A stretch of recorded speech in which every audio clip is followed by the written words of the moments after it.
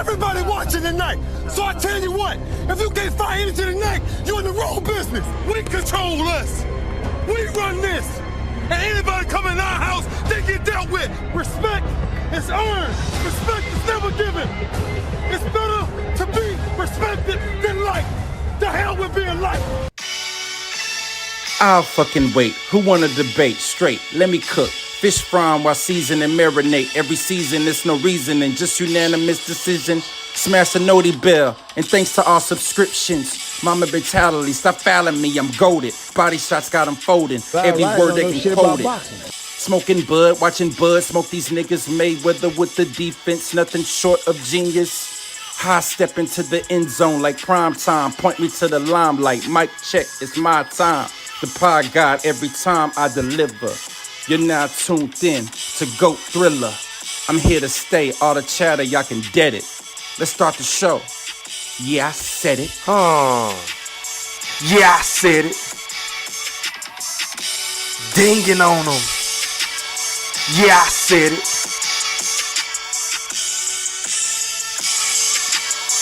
Yeah, I said it.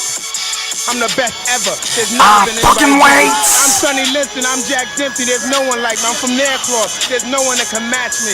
My style is impetuous. My defense is impregnable. And I'm just ferocious. I want your heart. Yeah, I said it.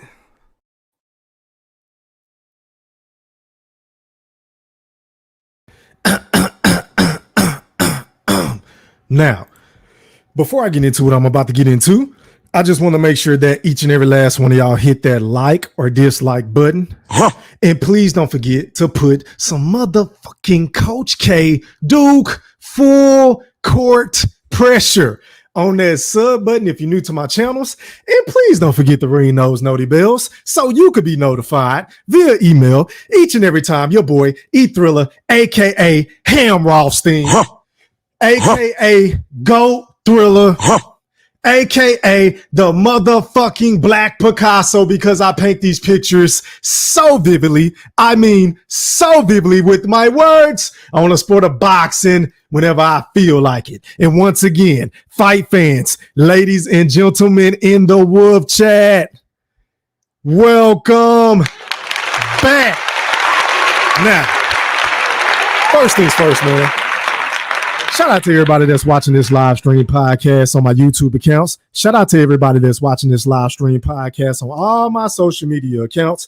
That entails Facebook, TikTok, the Gram, Twitter, X, formerly known as Twitter. Yeah, I said it. Shout out to everybody on the Gram if I haven't already said so. Facebook. Shout out to everybody, man. Drop some popcorn emojis if y'all can hear me, because my internet been tripping like a motherfucker today.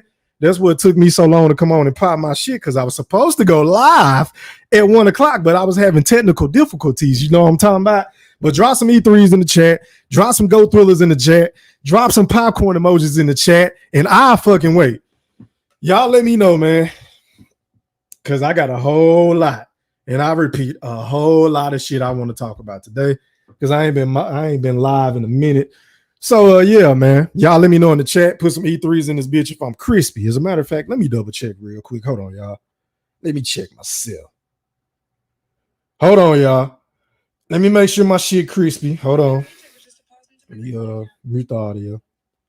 I bet. I appreciate it, Brian Bowden. I appreciate it. Make sure y'all hit that like button as you come through the door, man. It's Saturday, so you already know.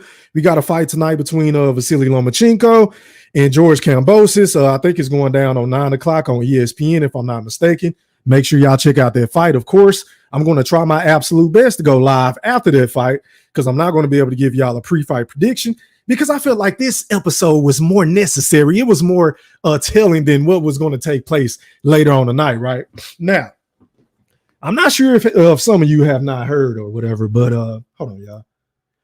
Let me get my shit right. So it is being reported by ESPN's Mike Coppinger on that Canelo Alvarez versus Terence Crawford is potentially eyed for December/January by His Excellency Turkey Al-Sheikh. He said, and I quote, "I'm working to deliver Canelo, but it will be a big fight for Crawford. I discussed the names with him," per ESPN. Now, I'm starting to notice a lot of shit, right? And one of the things I'm really starting to notice as I scour the landscape of the YTBC, social media boxing, Facebook groups, Twitter groups, and beyond, right? Even Instagram underneath these posts.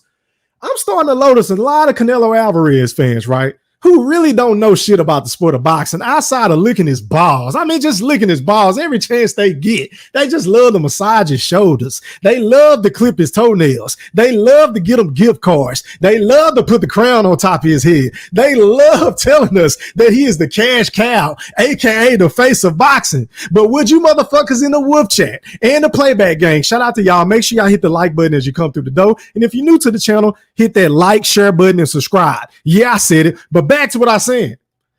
Have y'all ever noticed that whenever we actually talk about the sport of boxing, the attributes between the two fighters, can't now one of these motherfuckers tell me what Canelo Alvarez does better than Terence Bud Crawford?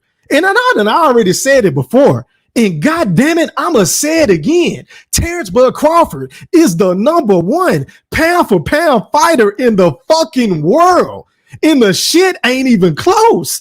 This shit ain't even close. In fact, Terence Bud Crawford, aka the boogeyman, aka the illest nigga in Nebraska, and it ain't even close, is the only boxer who was active to currently has his hands casted into the boxing Hall of Fame. Yeah, I fucking said it. And I know a lot of this shit makes you Canelo Alvarez fans uncomfortable. I know a lot of this shit makes y'all niggas scrunch your face up and start mean mugging and start throwing racial slurs at your boy Goat Thriller, aka the Black Picasso, because y'all don't want to talk about the fucking facts. And this right here is not Photoshop. This shit right here took place, I believe, if I'm not mistaken, about a year, maybe a year and a half ago, whenever Terence Bud Crawford was down there popping his shit, was down there ingratiating himself with Floyd Money Mayweather, who went into the Boxing Hall of Fame that year, with Andre Ward, who also went into the Boxing Hall of Fame that year, with Roy Jones Jr., Pensacola in the house, who also went in the National Boxing Hall of Fame that year. And we can't forget about my guy, the biggest instigator in the sport of boxing, my favorite fucking fighter in Bernard B-Hop Hopkins, the alien. Facts, Thriller, big facts.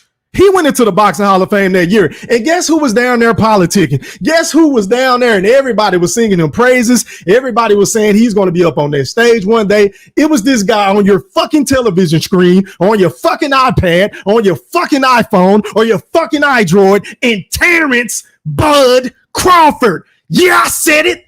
And I didn't stutter. And I know a lot of this shit makes you Saul Canelo Alvarez fans uncomfortable, because the only thing y'all got to hang y'all hat on is ticket sales, pay-per-views, cash cow. Oh, that fight does nothing for Canelo. Oh, Canelo can do whatever he wants. Oh, Canelo don't have to fight a David Benavidez, the Mexican monster in my Mike Tyson voice. Oh, Canelo Alvarez don't have to fight the boogeyman. Oh, we're perfectly fine with Canelo fighting Edgar fucking Berlanga. I repeat, Edgar fucking Berlanga, of all people. A lot of you fucking Neanderthals are trying to co-sign that fight above a fight with David Benavidez, which is the fight that I want to see more than anything. But goddamn it, Canelo, if you're not going to give us that fight, then the least you can do with your cherry picking, excuse making, diva fucking shenanigans ass, the least you can do is give us a fight with the boogeyman and Terence Bud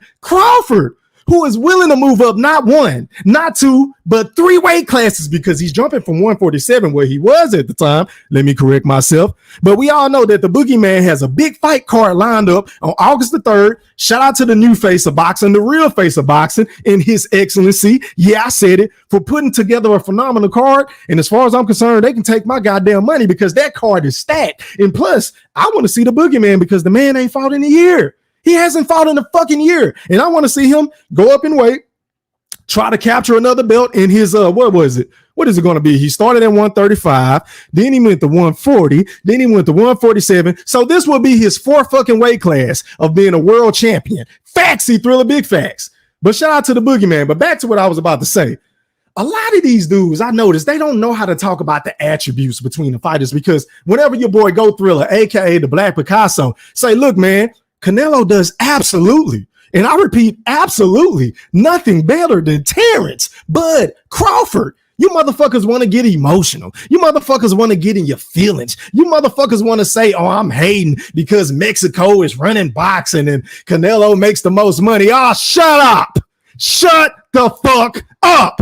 Because you and I both know Canelo Alvarez does not have a better jab than Terence Bud Crawford. You and I both know that Canelo Alvarez doesn't have the fucking boxing IQ of a Terence Bud Crawford. He doesn't have the ring generalship like Terence Bud Crawford. He doesn't have the fucking footwork. He isn't fleet of foot. Them slow ass fucking tree trunks of feet that he got. He can barely pick them hoes up and cut off the fucking ring for half the time, which is why he gotta put shit in the contract for smaller rings against Billy Joe Saunders and shit like that, right? We know the type of mind games and the bullshit that Canelo Alvarez brings to the table. Facts see through the big facts. And whenever I point to boxing combinations, you and I both know that motherfucker don't throw combinations like Terence Bud Crawford. Hell, I can make an argument that Canelo loads up on his shots time and time again. Canelo comes in with the same fucking game plan. And I know I pissed a lot of you motherfuckers off whenever I put up that short on my fucking TikTok. Yeah, I said it. Whenever I said watching Canelo fight, and I like watching him fight,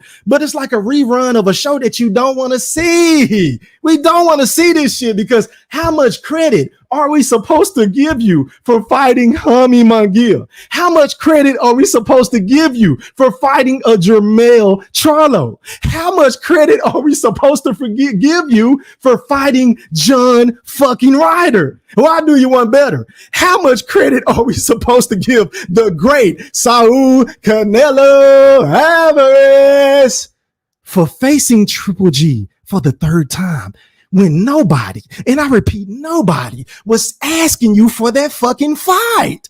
I will fucking wait.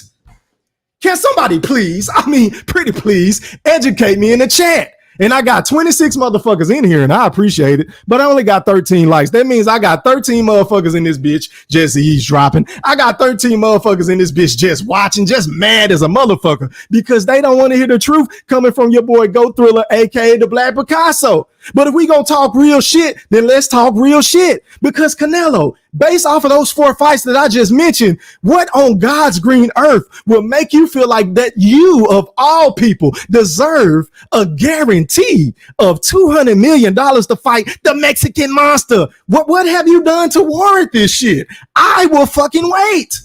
Because forgive me if I fart, and forgive me, like I love the fart. A nigga like me love the fart, but I'm laughing so hard at this bullshit because it's astronomical. It's asinine. I cannot believe that Canelo wants $200 million based off of his recent fucking opponents. What have you done to warrant that? In hell, the great Floyd Money Mayweather, God bless him, TBE. He's done everything in the sport of boxing that can possibly be done. He holds all the pay-per-view records. He's fought the most world champions. We know the list goes on and on. Floyd loves to remind us of this shit every time he do an interview, right? But even Floyd Money Mayweather never got $200 million guaranteed for a fight, dog. And we all know Floyd Money Mayweather let that fight with Manny Pacquiao build up for 5 to 6 years because Manny Pacquiao didn't want to do no fucking needles. He didn't want to do no random urine and blood testing. Facts, he threw the big facts. So even with that being said, because you niggas love to come in my comment section, you niggas love to come on my playbacks and say, well, oh, what about Floyd Money Mayweather? Shut up. Shut the fuck up. Because Floyd Money Mayweather, y'all can say what y'all want about him. Y'all can say he was a ducker. Y'all can say that he was running. Y'all can say that he was boring. Y'all can say that he didn't hit hard. But one thing y'all cannot say about Floyd Money Mayweather, out of all the fights that we wanted to see Floyd Money Mayweather step up to the challenge and take, he fought him. He fought Manny Pacquiao and beat the fuck out of Manny Pacquiao. To me, that fight wasn't even close. The shit wasn't even close. But the same thing cannot be said for Saul Canelo Alvarez, because you got guys like David Benavidez, who has been busting his ass at 168, who has been practically on his hands and fucking knees, begging for Canelo to give him the opportunity. The man even said it ain't even about the money with him. He's willing to do a 95% to 5% split. Facts, he threw the big facts. And Canelo Alvarez, what do you say? I can do what I want to do. I don't have to prove nothing to nobody. I can do what I want. I can do what I want. Shut up. Shut the fuck up. Because that's why your last fight, Muhammad Munguia, is being rumored and reported that Canelo only did $500K. Now, I want to hear from the 500,000 motherfuckers that decided to buy this fight, because once again, that fight this past weekend or the weekend before did nothing for the sport of boxing. There was no intrigue in that fight. There was nobody heading into that fight saying that Muhammad Munguia had a legitimate chance of defeating the great Saul Canelo Alvarez. The only thing we were worried about in that fight was if and when Canelo was going to stop this motherfucker. And anybody that watched that fight cannot sit up here and tell your boy Go Thriller with a straight face that Canelo didn't take his foot off the fucking gas. I mean, he was torn with Muhammad Munguia. That fight, I mean, you want to talk about cherry picking. You want to talk about not being exciting. You want to talk about baiting Muhammad Munguia into some shit in his dumb ass. I don't know what his game plan was. I don't know why he was trying to stand toe-to-toe with Saul Canelo Alvarez. Because we know that Muhammad Munguia ain't got no defense like that, y'all. He don't know how to catch and shoot. He don't know how to slip and counter. He don't do none of that shit. Muhammad Munguia is a basic up and down fighter who's going to throw a lot of punches and bunches, but he has little to no fucking defense and footwork. Facts, Thriller, more facts. But a lot of you motherfuckers, back to this Terence Crawford shit. A lot of you motherfuckers get uncomfortable whenever your boy Thriller say, look, man, Canelo don't jab better than Bud. He don't throw better combinations than Bud. He doesn't have better head movement, lateral movement than Terence Bud Crawford. He can't fight off his back foot better than Terence Bud Crawford. He can't even fight better on the inside. Yeah, I said it, than Terence Bud Crawford, which was proven on July the 29th for all you fucking bozos who was running around here in my comment section for 2.5 years trying to tell your boy Go Thriller that Errol Spence was going to dominate Terence Bud Crawford. All you goofy motherfuckers was telling me that, oh, Bud ain't going to be able to deal with the volume. Bud ain't going to be able to deal with the size differential. Bud ain't going to be able to fight with the inside fighting with an Errol Spence. And you know, things like that. Because we know Errol Spence heading into that fight told everybody, and I repeat, everybody on every podcast that you can mention, $1 million worth of game, Sway in the Morning, ESPN, First Take, the list goes on and on. He told everybody, including Terence Bud Crawford to his face, that I'm going to break him physically, spiritually, even mentally, things like that.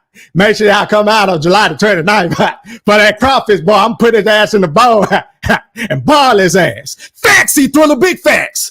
And what did Terence Bud Crawford proceed to do on July the 29th? And I mean, that shit is right around the corner. And I know a lot of you motherfuckers are still going through withdrawals. I know a lot of you motherfuckers are still waking up in cold sweats, seeing left hook after left hook, right hand after right hand, jab after jab, seeing Jerry curls go swing to the left, seeing Errol Spence Jerry curl swing to the right. I mean, that shit was swinging and banging like Fat Pat, Lil Kiki, Big Mo, everybody from the screwed up clique.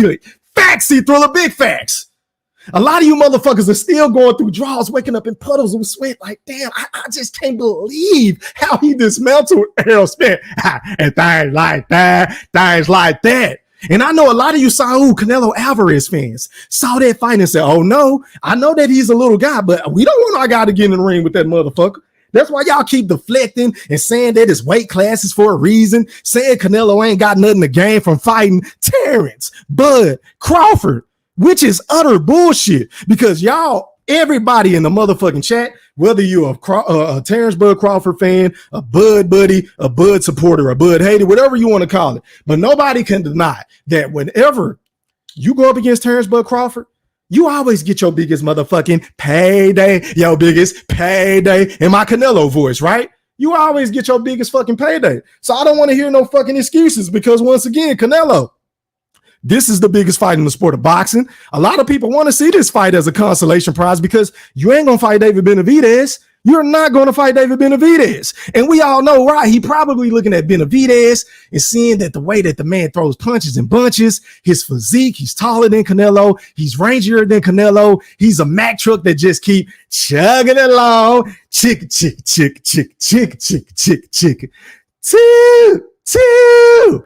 We know David Benavidez, as soon as that bell ring, and I repeat, ring, that motherfucker gonna be stepping, y'all. We know David Benavidez ain't backing down from nobody. And hell, we know the Saul Canelo Alvarez, He ain't gonna back down either, which is why we want to see this fucking fight, because we know 9 times out of 10, this is gonna be a banger. That fight will be a slobber knocker. But so with Terence Bud Crawford and fucking Canelo, because for anybody to think that Terence Bud Crawford is just gonna get in the ring and play, run for it, run, say it and know it, and I'm boy. Run for it, run for it, run for it, run for it, run. Facts, he throw the big facts. If any of you motherfucking goofballs that feel like Bud is going to get in the ring and just lay down and just let Canelo do whatever he wants with him are sadly mistaken. And y'all don't know that Terence Bud Crawford is the Kobe Bean Bryant of boxing. I try to tell you motherfucking Neanderthals this shit prior to July the 29th, but y'all didn't want to listen. Bud ain't about to get in that ring and just let Canelo do what he want to do. Bud is going to get in the ring and dictate the terms. Bud is going to be the boss in the ring. Yeah, I said it. And I think a lot of you motherfuckers are still underestimating this man's athletic ability, his instinctual, like his instincts in the ring, the way he can just create unorthodox punches and angles on the fly, the way he can fight going laterally off his back foot, coming forward. He can stalk you. He can fight you on the inside. He can switch hit. And we all know Canelo Alvarez is susceptible to getting outboxed by southpaw fighters. We seen that against Lara, and in my honest opinion, I feel like Lara will run that fight. But once again, they gifted Canelo a decision victory over him. But we know Bud is a jack of all trades. This man is great at doing any fucking thing in the ring, and Lord knows what game plan that Bo Mack, Esau, what's the dude name? Esau, I forgot his last name, but and then Red and Bernie the Boxer. Lord knows the game plan that they done already cooked up and came up with. Because Canelo ain't as hard to beat as y'all try to make it seem. Like Canelo, he do the same fucking combinations. He throws the flick jab whenever he's trying to gauge the range, and then he's going to come with the left hook to your body, or he's going to come with the overhand right. And then whenever he pins you on the rope, he's going to do the same shit over and over and over again, right? But the Canelo fans love to talk about size. But y'all same motherfuckers, I guess y'all done forgot about the Floyd Money Mayweather fight, because Canelo was way bigger than Floyd on fight night. But guess what? Floyd wasn't playing a whole bunch of run for it, run for it, run for it, run for it, run. Floyd Money Mayweather had Canelo confused. Floyd Mayweather was standing there with that shoulder roll pose with the motherfucking peekaboo defense, and he was stalking Canelo. He was putting Canelo on his back foot, slipping his punches and making him pay every fucking time he missed. Every single time he missed. So I just want to know, what in y'all heart of hearts think will make y'all think, rather, that Terence Bud Crawford, who is a superb fucking boxer, who is a cerebral assassin, who downloads the data, it only take him 1 to 4 rounds. If that, hell, he downloaded the data against Earl Smith Jr. in a round and a half. And then once he got tired of downloading the data, he started beating the fuck out of him, right? But my thing is this. What makes y'all think that Terence Bud Crawford wouldn't be able to do the same? I'll wait. I will fucking wait. Because look, y'all keep running with this whole narrative of Bud being chinny. Bud is too small. Bud isn't strong enough to deal with Canelo. What is he going to do when Canelo lands a flush shot? Hey, man, this is my rebuttal to that. You can't hit what the fuck you can't see, because Terence Bud Crawford was the same motherfucker that told Earl Smith, things like that, that is going to be like, hey, you saw 3 of me in here. And what do y'all think he's going to do to slow ass Canelo? Loading up on all them fucking shots, loading up on all them hooks. I just see Terence Bud Crawford shooting in between his shots, sticking and moving all night long. And then whenever Canelo get gas, yeah, I said it, because we know he has a tendency. That's one of his biggest flaws in his game, is the fact that he tends to lose endurance. He tends to wane later on in the fight. And whenever you have a guy in Terence Bud Crawford who's going to be letting those combinations go, and if you want to sit up there and put your earmuffs on like he was doing against a Hummy Mungill and all these other motherfucking bums you've been fighting lately, yeah, I said it. Terence Bud Crawford is just going to pity pat, throw a fucking hard shot here and there and turn you and move around the ring. That's all he going to do. I see Terence Bud Crawford possibly stopping this motherfucker, because, like I said before, y'all keep tugging on the boogeyman cape. And if y'all keep knocking on the boogeyman door, then the boogeyman at some point in time, he's going to answer. And I need all of you fucking bozos, all of you fucking imbeciles, all of you goddamn Terence Crawford haters and naysayers who love to shit on this man every fucking day, who love to create this clickbaiting ass content on Terence Bud Crawford, who love to hate on all his accomplishments, who love to say that the fight ain't going to happen, even though it's a strong possibility now that the fight could happen. I need all of y'all to go flood Terence Bud Crawford's comments on his IG, on his Twitter, all that and above, just to piss him off, because we know the boogeyman uses all of that shit as fuel. And once he make that ring walk versus Saul Canelo Alvarez, shit is gonna get real. And I repeat, real fucking sticky. And stop the presses. Stop the motherfucking presses. Hold on, y'all.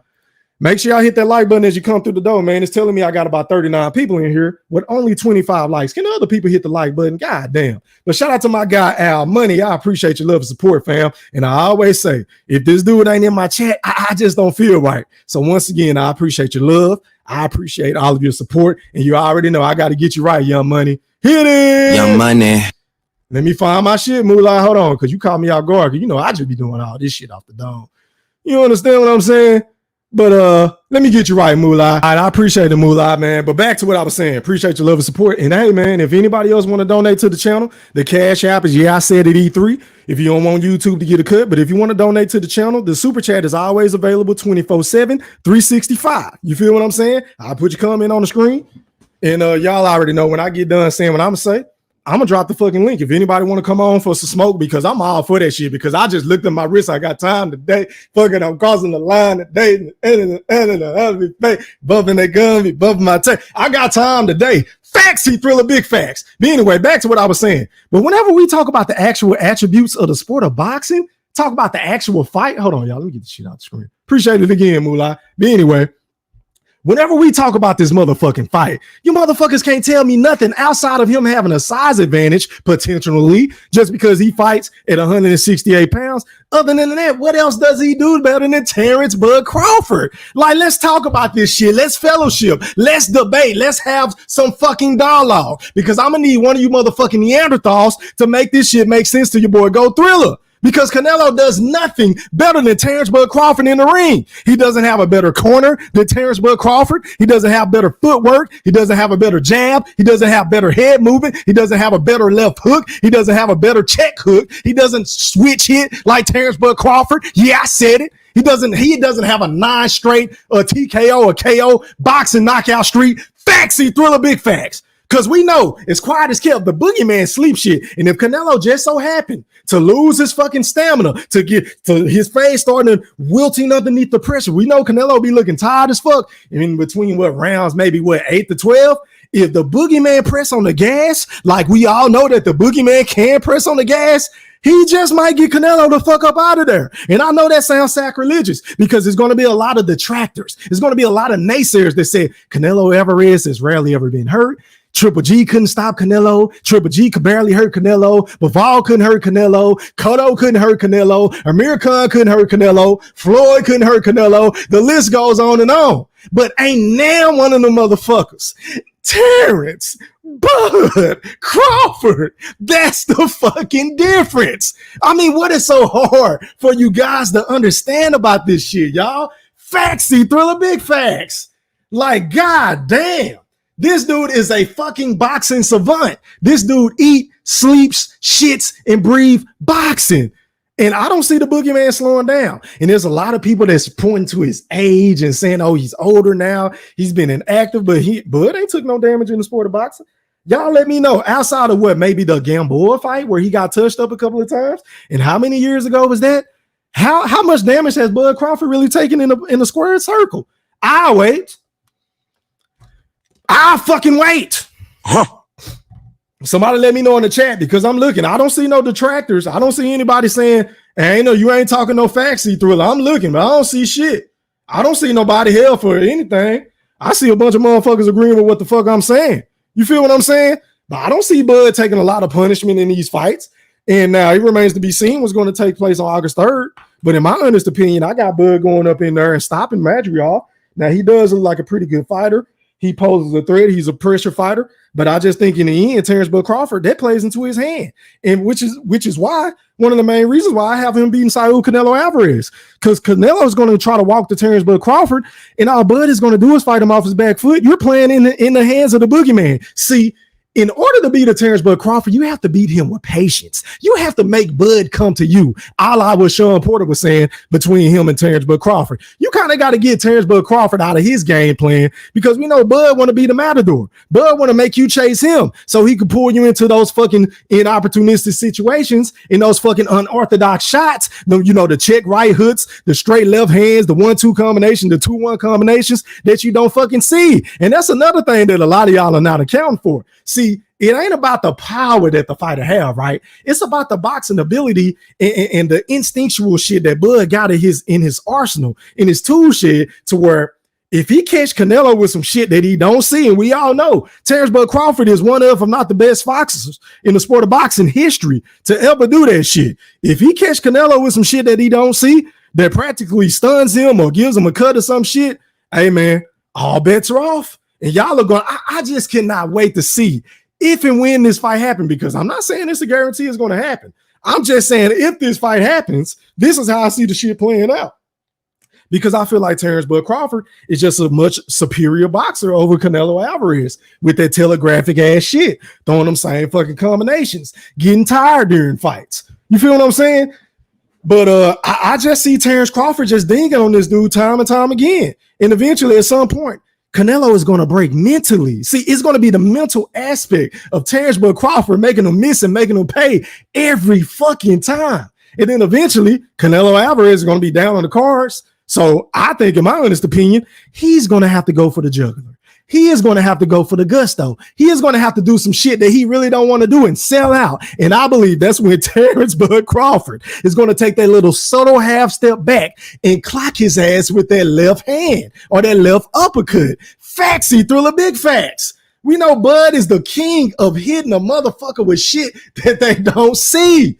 And I just think, man, look, this is a dangerous fight for Canelo. And deep down, Canelo knows this shit, which is why he doing what he doing. He trying to deflect. He trying to act like he ain't got nothing to gain, even though he could get possibly his biggest payday, since he don't want to fight David Benavidez. And then ultimately, you'll be the number one pound for pound king again in the sport of boxing. Because the last time I checked, you ain't been number one in the pound for pound rankings ever since the Beach Rub Bivol washed your ass, right? We all know what happened in that fight, and I was very disappointed because I was rooting for Canelo Alvarez. But see, that's what happened when you play with the sport of boxing, right? And his fans, you motherfuckers are so just so hypocritical with your talking points. Your talking points be all over the place because in order to downplay and negate and shit on and diminish a fight with David Benavidez, y'all want to try to say, oh, David Benavidez is too big. He should be fighting in another weight class. Why is he chasing Canelo? But y'all motherfuckers didn't keep that same fucking energy whenever Canelo Alvarez was moving out of the 168-pound weight division. Yeah, I said it. And he was going to skip 175 to fight this dude in Macaboo. And the last fucking time I checked, didn't nobody, and I repeat, nobody ever asked for Canelo to do this shit. God damn. But a lot of you fucking bozos forget that this shit even happened. Like he was really trying to fight this guy. Now, ultimately, the fight fell through, but we're not going to sit up here and act like Canelo wasn't trying to jump up the cruiserweight. And hell, Canelo even said I wouldn't even be able to make the cruiserweight weight limit, but I would still be able to make the fight. Hold on, y'all. Give me some water. But anyway, but yeah, y'all niggas ain't keeping that same energy. So the last time I checked, if this shit were true, and which is absolutely true, then motherfucking excuse me, pardon me, y'all, David Benavidez wasn't gonna be bigger than this dude. And if that's the case, then why don't you put a rehydration clause on him? Ain't that what you do all the time any fucking way? I mean, why not? God damn, y'all motherfuckers do not keep the same energy. Shit. But anyway, man, yeah, man, that's my spiel on this fight. I think this is one of, if not the biggest fights in the sport of boxing. I think this fight is way more competitive than what people are trying to relay it to be. I think Canelo and Terence Bud Crawford, obviously, they both have a whole lot to gain, but they both have a whole lot to lose as well. Because a lot of you motherfuckers keep looking at this shit so one-sided, saying, oh, Canelo has more to lose than Terence Bud Crawford. Well, that's not a fact because the last time I checked, Canelo Alvarez lost, what, 2 times, if I'm not mistaken? Let me pull up his box record. Yeah, the last time I checked. Saul Canelo Alvarez and lost 2 times, y'all. So he's 61-2. He's never been KO. He has 39 KOs, but 61 victories and 2 draws. And we know some of the wins that he got should have been losses to Triple G, in my honest and humble opinion. You feel what I'm saying? And Lara. He should have lost those fights. So does Canelo really have way more to lose than Terence Bud Crawford? Yeah, and I know a lot of y'all saying he just want the big payday. He just want the big payday. Yeah, I know. But you and I both know Terence Bud Crawford really wants that 3 times undisputed. And if he can go down as the only male boxer to become 3 times undisputed, jumping up 2 more weight classes to accomplish that feat, hey, man, we're going to have to put him in a conversation with Sugar Ray Robinson. We're going to have to put Terence Bud Crawford in the conversations with Muhammad Ali. We're going to have to put Terence Bud Crawford in the conversations with a Sugar Ray Leonard, Roberto Duran, Roy Jones Jr., Floyd Mayweather. The list goes on and on. If he's not already in those conversations, you feel what I'm saying? But anyway, that's my spiel on this fight. I don't know why a lot of people are trying to poo-poo on this fight because it's obvious His Excellency, the real face of boxing, he really want to see this fucking fight. So what's the problem? What's the fucking problem? But anyway, let me read some of these comments and then I'm going to drop the link. Back to the comments I go. All right, man. Make sure y'all hit that like button, though. I got about around my let me see. It's saying 52 people in this bitch, and I only got 30 likes. Make sure y'all hit that like button, man. But anyway, back to the comments I go. Shout out to my boy, Joseph Bailey, a.k.a. Joe Cool. He said, salute thrilling. The Woodpack was popping. How are you, kind sir? Shout out to you and I see why. I see you. What's popping? Edie. Shout out to the Ringmaster Q, aka the BFBB. Shout out to my nigga Q, man. What's popping? How are you, kind sir? What up to Boxing Guy 7? What's popping? He said, big facts. He thriller. I appreciate it, my brother. Edie. He said at work, got my notification and click right away. Hey, man, that's love, man. I be happy as a motherfucking too because I be feeling like that. Like when some of the podcasts that I follow on YouTube, like hip hop podcasts and shit like that, when them niggas don't go live, I be boring as fuck at work because I don't be having shit to listen to. So I get it, man. I got to do a better job of coming on and giving my motherfuckers that work the night shift, the day shift, the middle shift, work on the weekend. I got to give y'all some entertainment, man. So I appreciate you for pulling up, my guy. I'm hoping I'm making your day go by faster. You and I see why I said, but E3 Canelo does do one thing better than Bud. And what is that, my brother? Let me know in the chat. What up to Bud gonna stop Canelo? Hey, man, I'm feeling your name. God damn it, I feel your name, bro. He said, Bud definitely smokes Canelo. I absolutely wholeheartedly agree. Because once again, if Bud can deal with Canelo's power, there's nothing else to be worried about. There's absolutely nothing. If you're a Terence Crawford fan, or if you're a Bud buddy, or an overzealous Terence Crawford fan, there's absolutely nothing to be worried about. If Bud can deal with his power, Canelo does nothing better than Terence Bud Crawford. He doesn't have a better jab. He doesn't throw better combinations. He's premeditated with his attack. Yeah, I said it. He isn't a better fighter on the inside. You feel what I'm saying? And we know Canelo tends to get tired. Canelo has stamina issues. And we ain't never seen Bud Crawford get tired ever. Ever. I ain't never seen that nigga get tired in any fight. And I don't know everything about the sport of boxing. And if you're new to my channel, and I'm comfortable with saying this, I am willing to be educated. So if anybody agree or disagree with what the fuck I'm saying, please drop some receipts and we can fellowship about this shit. But I don't recall Terence Bud Crawford ever getting tired of any fight, y'all. I really don't. Shout out to my guy from the Blaster, man, Brian Bolden. He said, sounds good, E3. I appreciate it, my brother. Yeah, man. Shout out to AC. I see you. He said E3 was popping. What up, UNICY? He said Canelo better at popping them PEDs. Yeah, man. A lot of people don't give Canelo a lot of credit for some of his victories because he was on the juice and shit like that. So, hey, man, it is what it is, bro. Shout out to Goldie Low. He said, E3, what's up, little bro? Listening in the ER. MF total my truck, ran the light and hit me. Hey, man, I hope you all right, bro. And I'm going to hit you up after the show, fam. I'm going to hit you up, Goldie Low. I hope you're feeling better, though, bro. Hold on, y'all. Let me turn on this basketball game. Give me 1 second, y'all. Give me 1 second. I got to watch this shit.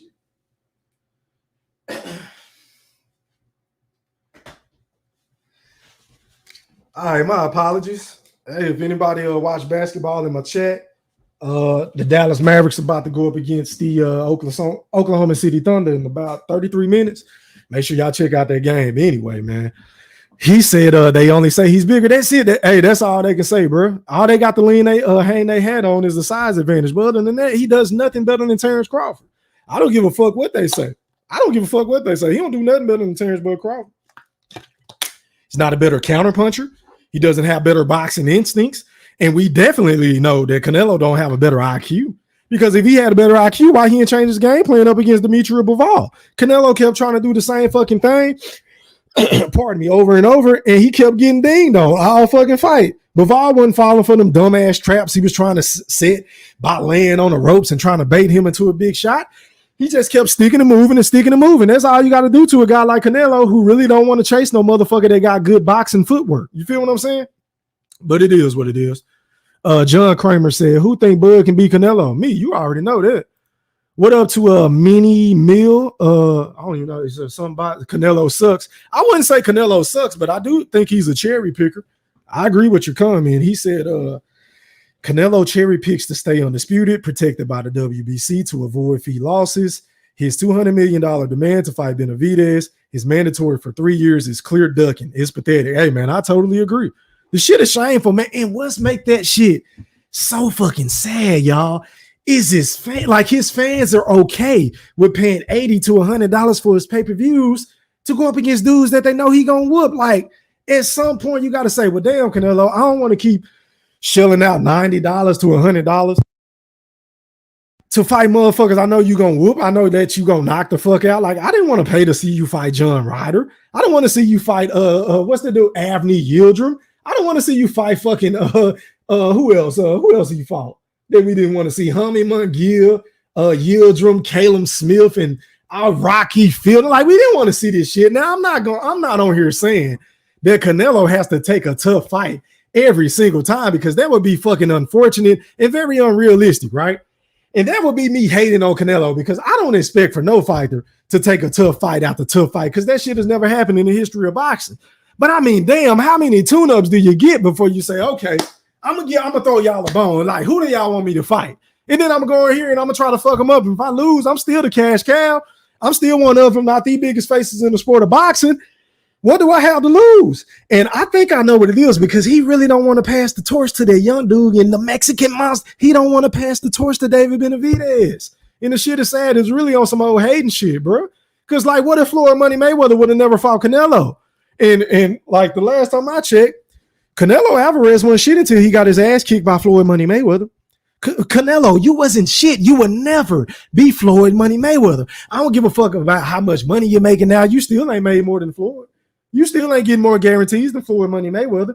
And Floyd put you on. He put you on. I don't know how the motherfucker became the face of boxing for getting his ass kicked time and time again. I just don't get that shit. What up, X-Man? I see you. He said salute E3 and the whoop chat was popping. Larry Lopez said, I have Bud beating Canelo. Me too, bro. Me too. Get them likes up. Stop ducking the like button and hit that like button. Yeah, man. But you already know your boy Go Thriller got a lot of haters. It is what it is. He said, I used to support Canelo, but he moved suspect and won't fight David Benavidez. I totally agree. If you go back and look at some of my old live streams or some of my old videos, I was defending Canelo for going on this undisputed world too, because what he said was making sense. Like, he wanted to become the first Hispanic fighter in the four-belt era to become undisputed, and I was rocking with it. But I also said, okay, Canelo, whenever you get done with that shit, you got to start giving us some shit that we want to see. Like David Benavidez. If you wanted to move to 175, the dude that I wanted him to fight at the particular time was Artur Beterbiev, aka Wolverine, because he had the majority of the belts. And I look at him at that present moment in time as being a bigger threat than a Dimitri Bivol, even though, you know, that was proven to be untrue because Bivol boxed his socks off. But I would still love to see Canelo fight Beterbiev if he were to get past Bivol or vice versa. You feel what I'm saying? But we know what it is with Canelo, man. He said, if Bud fight and beat Canelo, is it above Floyd? Absolutely. I would have to pull him above Floyd. And Floyd is my second favorite fighter of all time. But hey, man, if he were to move up that many weight classes and beat a guy that much bigger than him, and if he do it in dramatic fashion, how could he not be over Floyd Money Mayweather, bro? He's already 2 times undisputed, and then that would be 3. How could he not be? So, yeah, I would say so. Floyd fought everyone in his era damn near. Yeah, he did. Now he fought the people whenever, you know, a tad bit too late. A lot of people feel like Honestly, I don't feel like that, but I do feel like there was a lot of fights that I wanted to see Floyd take that he didn't take. I wanted to see my guy fight Winky Wright. I really wanted to see that fight, to see how those styles collided. Now, I still think Floyd would have beat Winky Wright, but I did feel like, he avoided that fight. It is what it is, though. He said, yeah, he carried Monk. Yeah, hell yeah, he carried that nigga, bro. That's my opinion, but, some might disagree with me. Yeah, he said, and things like that. Things like that. Yeah, man. Canelo has no choice. Only Bud or Benavidez will give him that bag he's asking for. Yeah, man, but is it $200 million, though, bro? Like, I want to know by show of hands in the chat. How many of y'all feel like Canelo deserves $200 million to fight anybody, let alone David Benavidez? Y'all let me know. Because I don't feel like he deserved that shit. Now, if he want 80 to 100 million, I'm cool with that because I think that fight is going to do big numbers. I'm cool with that. But saying that you want $200 million, there's a such thing that's called pricing yourself out. And I feel like Canelo is pricing himself out, in my honest opinion, by making those ridiculous demands. Hell, even when Floyd was trying to fight Manny Pacquiao, when that whole little fiasco was going down, I ain't never heard Floyd talk about how much money he wanted and shit like that. Hold on, y'all. Give me 1 second. My wife hitting me up. Hold on.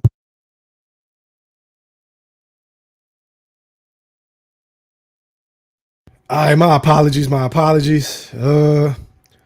Facts E3. Okay then. Yeah, Paul Williams is another guy that he didn't fight. A lot of people wanted him to fight, but I think he would have destroyed Paul Williams. He had way too many holes in his game. Way too many holes, man. Way too many holes in this game, man. UNICY said Bud got that reach and foot speed advantage, and he would pick up the pace in the later rounds. I totally agree. I think he's just going to be downloading the data, gauging the range and distance, and then towards the latter part of that fight, I think that's when he's going to try to take Canelo out. He's going to drag him into deep waters. And we know Canelo don't throw a lot of punches like that anyway, but neither does Terence Crawford. But I do think Terence Crawford work rate is going to be way more than Canelo's, in my opinion. What up to my guy from Dallas, man? The Fort Worth. My apologies from the DF Dub. He said E3. Go Thriller was good. Was popping. How are you, kind sir? What up to Ruben Sanchez? He also said, always been following your channel. Hey, man, I appreciate it. That's love, man. That's love, man. What up, Fresh Perez 402? He said, I already got belts. He said, I already got bets, pardon me, out there for Bud beating Canelo. Easy money. Hell yeah. I'm going to make me a bet for Vegas because, a lot of these motherfuckers be capping on the internet. They don't want to pay on time. They make a bet on your panel. Niggas don't show up and shit like that. So I'm going to just do the shit with Vegas. But I'm a damn sure I'm going to drop a big bag on Terence Bud Crawford. You better believe that shit. All right, man. So let me do this. Let me go ahead and drop the link if anybody want to come on and pop their shit. And let me do this, man. Let me see. Let me go over the panel etiquette just in case anybody click on this link, because if not, then I'm going to go hit the gym and get my fucking workout on, get my reps in. Where my shit is? Hold on, y'all. All right, man. So panel etiquette. Rule number 1, please cut your camera on so I can authenticate who you are. Then you can leave it on or you can cut it off. I really don't care.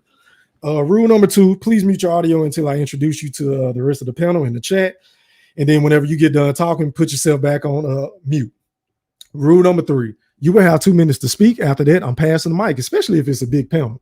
Rule number 4, please don't dominate the show, especially if it's a lot of motherfuckers on the panel. Everybody want to make their points. Everybody want to go back and forth. Everybody want to debate if they agree or disagree on a particular topic. So just be mindful of that shit, like we at a barbershop, and get in where you fit in. Rule number 5, please don't mention any other channel on my channel. That goes without saying. Rule number 6, please respect the guests. Most importantly, my guests, the people that come on my panel and in my motherfucking chat that support my channel, and the host. All right, man, I'm going to go to y'all in the order in which y'all came. All right, man, we are going out to AC. You're live on the chat with the Pat. Talk to me, man. What's popping? Yeah, what's good, bro? Just popped in to cook with you, man. You already destroyed this whole conversation, but I'll try to deal with the crumbs you left over. you heard, but basically it's like this, man. I believe Bud stops Canelo. I'm one of the people that believe that. I believe he stops him like round 10 or 11. That's my prediction. I'm gonna say this. The one thing I say, you could arguably say Canelo does a little bit better than Bud, is he adopts that old school Detroit/Philly style of boxing when, you just punch a motherfucker wherever the punch lands. And he's beating guys doing that. Just beat them down on their arms, punch them on their thighs, do all that kind of shit to slow them down. Old school tactics. That's one thing I do. I've always enjoyed about Canelo. I've also enjoyed his high guard, how he likes to parry off the high guard and then launch his hook. So those are the two things that I say he does well. I'm not saying he does them better than Bud, but I say he does well. Outside of that,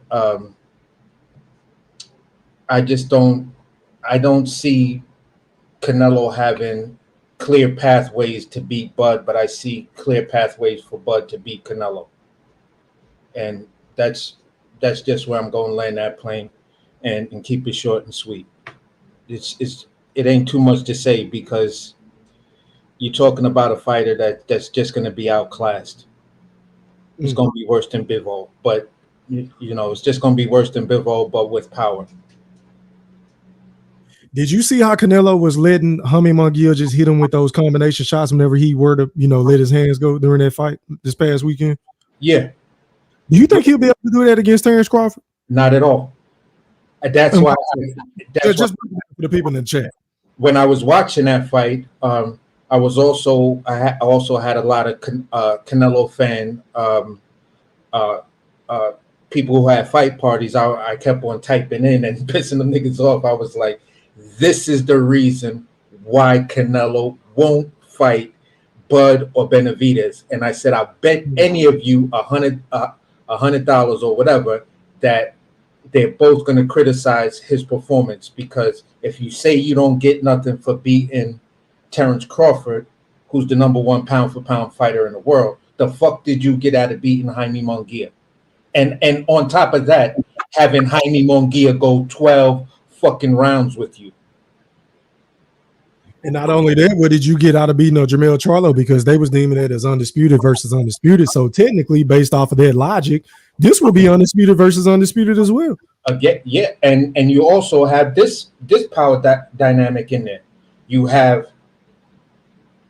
2 pound for pound fighters fighting for the supremacy of number one fighter in the world, the true face of boxing.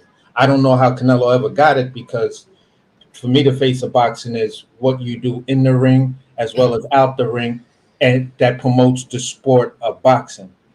But Crawford does all of that. He's a family man. He don't drink. He don't smoke. He's never popped dirty. You feel what I'm saying? Never been suspended for anything. He hasn't even been in a war yet. So, man, like, I'm cool with motherfuckers saying that Canelo is the cash cow, because he's obviously the cash cow. Yeah, I give you that, yeah. And then turn around and not give the fight fans what we want to see. Like, there's a certain level of responsibility that comes with that title. You got to take the good with the bad. You got to take the criticism, whether it's constructive or not. You feel what I'm saying? So if the fight fans are saying, look, man, this one particular dude been calling you out for 2 to 3 years, hell, to be honest with you, I would rather see him fight Benavidez before he fight Terence Bud Crawford. I said, if you don't want to give us that fight, but damn, I would settle for a Terence Crawford fight. That'll be cool with me as well. To that, you say what? I say this. This is how Turkey Al-Rashidi could satisfy Canelo. Give him a 2-fight deal. One for Bud Crawford, one for Canelo. One for Bud Crawford, one for Benavidez. Both of those fights, one you're going to get 125 million. The other one you get 75 million. You feel what I'm saying? There's your 200 million. You fight Bud Crawford first, win or lose. Bud ain't sticking around at 168. He ain't sticking around at 168. So it doesn't matter if you lose your belts to Bud. Bud is going to drop those belts and probably retire after that. I was about to say the play that I see happening, if Bud were to beat a Canelo, I think he would give him a rematch, because obviously it's another big payday, and then he'll retire. I think that'll be it for him. And then you go ahead and fight Benavidez for the passing of the torch. Yeah, I wouldn't be opposed to that. But let me ask you this: let's play devil's advocate. Do you really believe Canelo will be willing to fight both of those dudes back to back? Because I don't believe so. 100 million a piece, yeah. For 100 million a piece, yeah. But it would have to be 100 exactly a piece, because he's gonna be coming off a loss, so he wants that payday. So when we know it can't be 100 million a piece though, AC, because he's saying he wants 200 million just for Benavidez. And so the Sheik is gonna tell him like this: I'll send you 2 boxing gloves. You feel what I'm saying? We give you 200 million. I'll send you 2 boxing gloves, and you get in the ring and you fight Terence Crawford and David Benavidez 100 million a piece. Like, come on, that's the highest recorded fucking guarantee. Period. I think Canelo has his mind made up, bro. Whenever it comes to, I don't know what he gonna want for Bud Crawford, but whenever he comes to David Benavidez, he's gonna want anywhere between 150. I think he's saying 200 because he ain't going any lower than 150.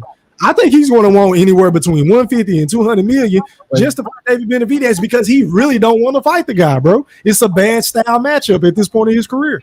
Yeah, that makes 100. That makes sense 100 miles an hour. But when you look at in terms of who's the bigger bag, who's the bigger fight, what fight is more relevant? It's Terence Crawford. Yeah, I think Terence Crawford would definitely need a fight. Sure. Black versus Mexican. Yeah, Benavidez is like. Yeah, it makes passing of the torch, man. That's why everybody wants to see it, because everybody's ready for Canelo to leave and let the young Mexican monster now take over the division, whether it be him or Morrell. Yeah, but I mean, shit, at the end of the day, Floyd gave Canelo the opportunity. You feel what I'm saying? He gave him the opportunity to become the face of boxing, aka the cash cow. And he ended up getting it even though he got his ass kicked for 12 fucking rounds. Yeah. So, I mean, why not go ahead and let Benavidez get this opportunity? He's been begging for this fight for 2 to 3 years. It ain't like he ain't fought no decent opposition to warrant a fight with you. Hell, everybody can make an argument that he deserved it over Hummy McGill, John Ryder, fucking all these other dudes that you've been fighting. Yeah, I just think that if he fights Benavidez first and loses the Benavidez, then it fucks up the Terence Crawford fight. Yeah, but see, I'm of the mindset I don't even really give I want to see that fight, but do I want to see that more than David Benavidez versus Canelo? Absolutely not. And you know, Bud Crawford is my guy, but I would much rather see Canelo fight the guy that really truly deserves the fight at that fucking weight class in David Benavidez, and that's gonna be a banger, bro. They're gonna be stepping. Do you not? We ain't gonna see a fight that fucking like nipping toe to toe since Triple G and Canelo. I think that's the style. Like, they gonna meet literally in the middle of the fucking ring. They're gonna have their foreheads on top of each other, and they're gonna be banging on the inside. Yeah, it's gonna be the battle of the high guards. Yeah, I want to see that shit, bro. Yeah, I want to see it too, but I'm coming from the camp that I want to see Bud versus Canelo before I see Benavidez versus Canelo, because for me, the Benavidez versus Canelo to me is just a farewell fight. If he loses to Benavidez, I don't think Canelo sticks around. I don't think he gives Bud the fight. Hold on, AC. Let me make sure I'm following you. So you're of the mindset of you think he will fight David Benavidez, but it's going to be his last fight. Yes. Good. Okay, I got you. Okay, go ahead. My bad. I got you.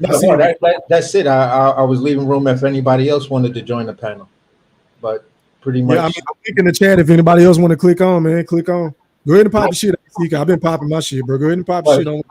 But basically, it's for me, it's always looking at it like this. You got one fighter who's constantly making history, and if we go back and I watched this thing yesterday about Turki Al-Rashidi and what his plans were when he was talking to some dude from the UK, and he was asked who's his favorite fighter, and he said, and they asked him Floyd Mayweather, and he said, of course not. And I'm from that same school. Floyd is not one of my favorite fighters because I don't like a lot of people that he did not fight that he should have fought. I don't like the fact that he fought, what's the name for Conor McGregor for his last fight, when there was, Keith Thurman. You had the sparring rumors with Errol Spence, and will he fight Errol Spence in his last fight? and you go ahead and fight Conor McGregor. I have no problem with the bag that you made. You know, I would have done the same thing if it came down to it. Fight those guys or make $400 million on one fight. I'm making $400 million. You know, if that's what was true that was reported. But, you know, Floyd got his issues. To me, and many of the circles that I've been running in, we all agree that Bud Crawford is in that argument with the Ray Leonards, the Sugar Ray Robinsons, and everything, because those odd angles, like the way he caught Sean Porter, he was backing up and then he threw like a looping over the top hook with a step in it. Yeah, like, unorthodox punches, bro, from different angles that you can't see. And I think that's the type of punch that's going to catch Canelo slipping, and ultimately may end up to him being stopped in that fight if it were to take place, bro. And that's some shit that he don't see. And we all know once the boogeyman hurts you, he gonna figure out a way to get you the fuck up out of there. Yeah, because you look at Canelo versus Munguia, you definitely saw Canelo slow down. Yes, and looked tired. You cannot do that with. But he always look tired though. This has been the MO on Canelo his entire career, in my honest opinion. He's always gassed out in fights. So from the seventh or the eighth round on, that's when Benavidez puts it into 4-wheel drive, and it's just like he don't stop coming at you. Yeah, he just keeps punching. He starts getting into those combinations where he's throwing 6 and 7 punch combinations and shit like that. It's like, bro, Canelo, you're going to have a problem with this dude, man. You're going to have a problem. You're going to have a problem because David Benavidez does have a better high guard than you. You know, so at the end of the day, I just look at it like, listen, your fight with Benavidez is a lot more even and closer than what it would be with Terence Crawford. Okay, so you think Bud is a bigger threat to a Canelo than David Benavidez? Hell yeah. Okay. No questions. No question. Because what has Canelo's style, Bud has beaten over and over and over again. I agree. I think his style plays right into the hands of Terence Crawford, because if you're going to walk him down, that's what he wants you to do. He want to walk you to shots that you don't want to see. That's all Bud want, bro. Exactly. So it's like beat Earl. We saw Bud be behind on the scorecards simply because he was carrying his homie. Nah, I don't want to fuck my homie up. I could have fucked him up since the second or third round, but I want this shit to go. You feel what I'm saying? Because he was he was setting the same trap since the second round. I didn't have Terence Crawford down in that fight at any point in that fight, but I do. I think he was toying with him. Yeah, neither did I. I was like, what fight are they watching? The most significant punches are being thrown by Bud Crawford. You feel what I'm saying? So I didn't understand it. So when the rumor says Shakur came over and told him he was down, 30 seconds later, Sean Porter's down. Not once, but twice. His pops was like, no, this motherfucker, no, he's about to do that Bud Crawford shit, and you're not going to fuck my son up like that. So he threw in the towel. So it wasn't a robbery where people say, oh, Sean Porter father robbed us of watching Sean get stopped. No, he still got stopped. He didn't rob you. Like, he still got stopped. Oh, we wanted to see him get. That doesn't matter. The fight is over. He won. They said no mas. You can't fuck with this dude. He fucked around, carried you since the second round, and now he dropped you. I am not letting you go 30 seconds after that. The fight's over. And that's what looked like he was telling his son, and his son was pissed off, and then he heard him like, yeah, you're probably right. I ain't gonna beef. Yeah, this shit is over. So it's like ain't nobody robbed nobody. Bud Crawford is just that good. Respect that. He's just that good. His ring IQ is just off the scale like that. Everything about this dude exudes the old and the new meshed together. Old school fighting attitude, new school techniques, all of that. I don't know what else to say about the guy, man. He's just To me, he's just on another level. I have him actually whipping Floyd Mayweather's ass if they fight. Hey, so let me ask you this, AC. What do you say to the naysayers in the chat, like the boxing scholar? He say, y'all gonna get Bud stretched. To that you say what, AC? Break it down, because it's obvious he don't want to click on the link to come, explain points. Okay. So break it down. You gotta put them in the comment section. Go ahead. Boxing scholar, I look at it like this, and I'm just a fan. I don't have a boxing channel. I'm a chef. I look at it like this. You ain't got to have a boxing channel to have an opinion. Like some of us got opinion channels, and some of us don't. But everybody is entitled to their own fucking opinion. Go ahead. True, but I say it like this: when you dissect Canelo Alvarez, when you dissect Canelo Alvarez, right, and you dissect Bud Crawford, and you dissect their styles, jabs, Bud gets that check. He's got the better jab. Footwork, Bud gets that check. Everything Bud does, he does technically better than Canelo Alvarez. And keep going, AC. I have to cut you off, man. Keep going, because I broke this shit down at the beginning of the show. But you're probably coming into the show late. So keep going, but please break down the rest of the attributes, like combination punches. Exactly. That's what I'm gonna do. So he delivers it with much better accuracy. And here's the thing: Canelo does not have Bud's punch placement IQ. So when it comes down to it, Canelo will punch you anywhere because he doesn't have that accuracy to set you up, see that opening, and then let it go or punch with you. Bud has the ability to punch with you, and in the middle of throwing a jab, he can switch and then throw that shotgun strong arm jab, where his power hand, like Bruce Lee, is leading. So that's what he did to dissect Errol Spence. He gave him a jab that was like a shotgun. Every time he cocked it back, boom, and caught him. Boom, caught him.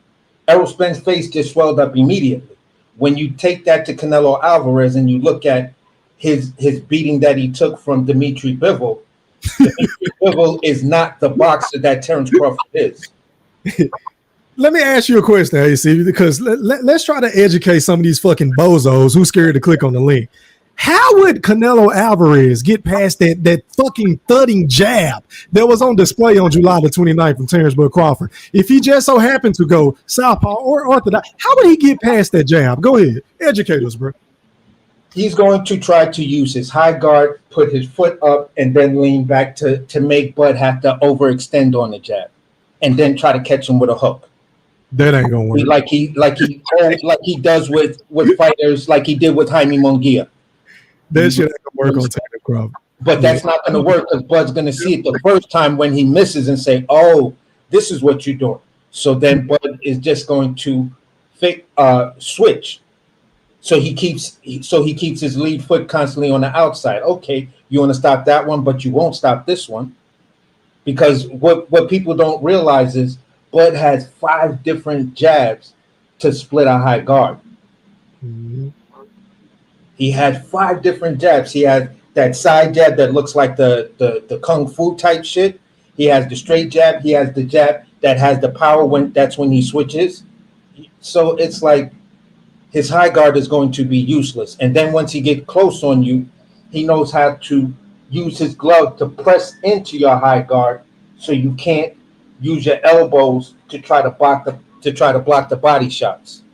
And Canelo is way too fucking predictable to land a shot that, that's really going to affect Terence Crawford, in my opinion, because if I can see the punches that's coming, if I can see the combinations from sitting at home on my fucking couch, then I know that cerebral assassin can see that shit with the best of them. He just going to be waiting to shoot in between his shots all night long.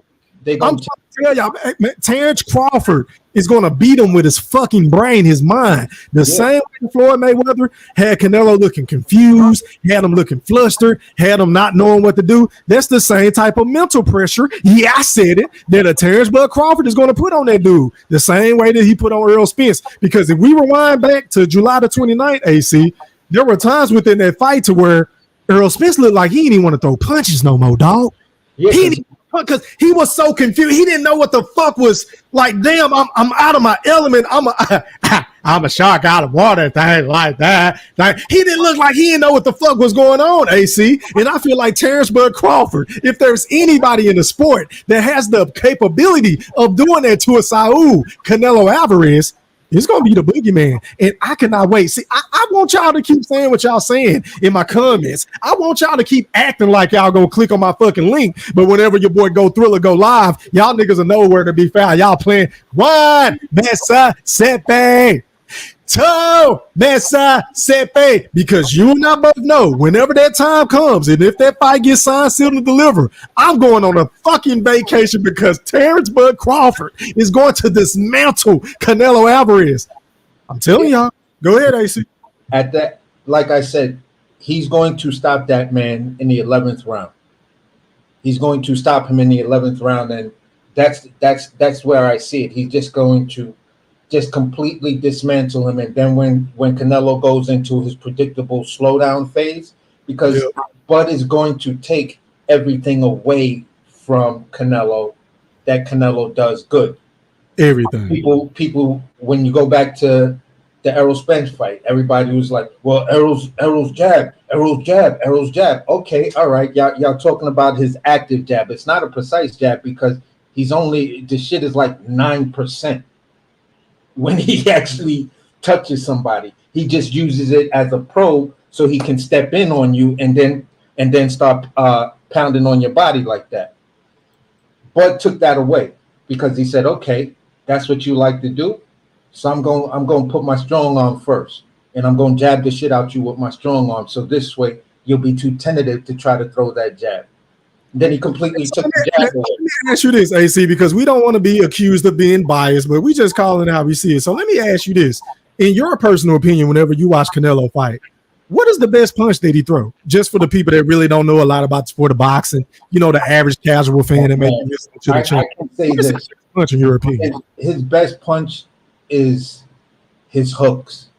Yes. I can't deny. I can't say it's the left hook or the right hook, but when his trainer be holding that big ass bag that look like a tire, that mitt, and Canelo hits that shit with them hooks, that shit be like doosh, doosh. I'd be like, yo, this nigga, man. I would not want to get hit by this dude with his bare knuckle just playing with me. Cause this dude, that shit comes fast and it has a lot of power behind it. If Bud could take those hooks, could you cam on the boxing scholar? No, I'm bringing your ass on. Could you cam on? Canelo, you got issues. If Bud could take those punches, Canelo, you gonna have problems. Now, if you land one of those and rock Bud and hurt him, okay, it might be a long night for Terence Crawford, and people will then start to say, all right, there are weight classes for a reason.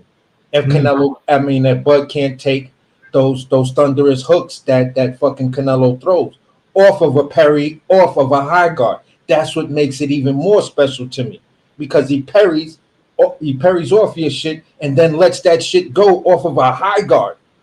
And I'm like, bro, that's a talent right there. That's a skill set.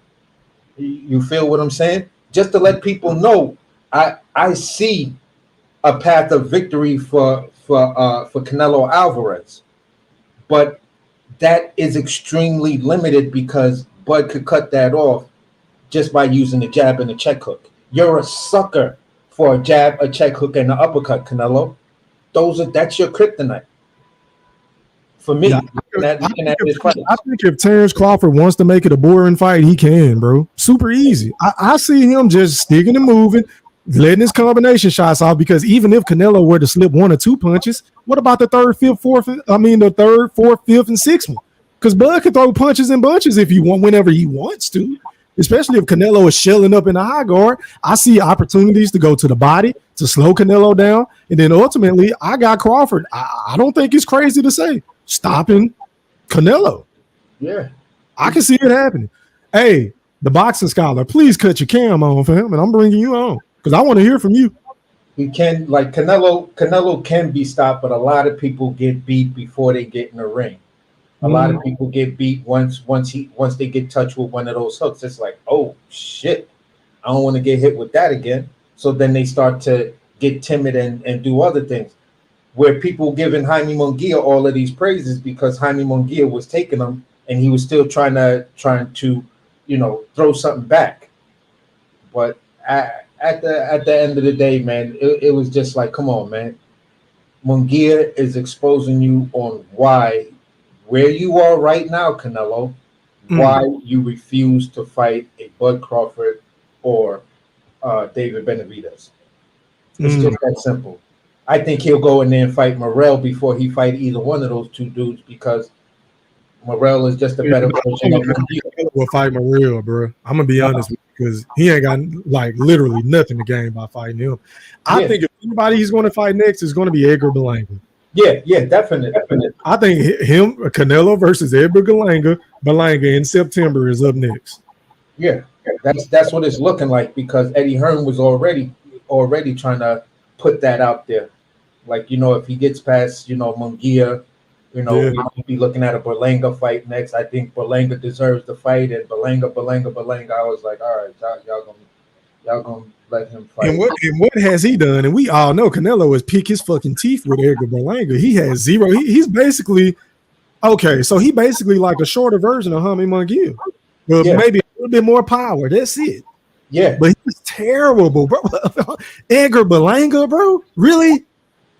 It's like these guys need more time to develop with fights. Berlanga should have fought Morrell or Benavidez or anybody else, or anybody else in that weight class to start to build up your name recognition resume. So this way, Canelo can't duck you. Everybody will want to see that fight. Even Turki Al-Ashidi may say, you know what, I've been watching the internet. I think this is a fight all the fans want to see. The fight kind of makes sense because this young bull he's been proving himself and knocking off everybody to make Canelo have no other option but to fight him. Listen, I done beat everybody, and that's what we used to get. We used to get all the people that were challenging the champ. They would all be at the fight, and they would all be popping their shit to be like, yeah, you fought that bum ass dude, but you won't get in the ring and you won't be able to do that shit with me. So sign a contract and fight me. Send me a contract. I'll fight you. And we just not getting it that day. You get these little Twitter spats, but that shit don't mean nothing. Yeah, speaking of which, man, speaking of fights, how do you see the fight playing out tonight between Vasily Lomachenko and George Kambosos?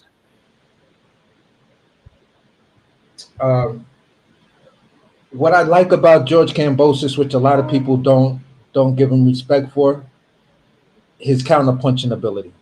He's a crafty counterpuncher. I like his counterpunching ability and shit like that. But I just think once Lomachenko gets going, then it's Lomachenko that's it's Lomachenko that's going to win that fight. It's going to be I think Lomachenko wins that fight majority decision. Yeah, man, I got Vasily Lomachenko boxing the socks off of George Kambosos. I think this is basically like a stay busy fight for Vasily Lomachenko. I just heard something the other day from Bob Arum. Shout out to Bob Arum. Shout out to Top Rank. He stated that he want to make the fight between Loma and Shakur Stevenson next, unification bout. So, of course, we all know it's being rumored that Shakur, this is his last fight in July on Top Rank. Of course, you know that Bob Arum is going to look out for Vasily Lomachenko, which is why he's making that fight happen, because he really wants him to get the belts. And then he's going to let Shakur walk out the door. So Shakur better be careful, man. But anyway, I got Vasily Lomachenko winning this fight. Unanimous decision, possibly a late stoppage. Nothing to be excited about. It could happen. It could happen. I think if it would be a stoppage, it might be. I would probably be leaning more towards a corner stoppage because I just think once Lomachenko gets in, and sometimes he's a slow starter. Once he gets going, that 7th, 8th, 9th, 10th, 11th, those rounds right there, that's all going to be a one-sided ass kicking for Loma, and his pops may Kambosos' pops may stop the fight. You feel me? Yeah, man. I feel like that fight is going to play out that way. But yeah, I definitely got Loma winning. I don't see George Kambosos being a big enough threat to go in there and upset the apple cart. I got Lomachenko unanimously or maybe even a late stoppage, possibly. Okay, that makes sense. I can't argue with that. That's common sense thinking when you really look at both of them. There you go. You cut your cam off. Yeah. All right, man. Going out to the boxing scholar. You live on the chat with the Pat. Talk to me, bro. Pop your shit.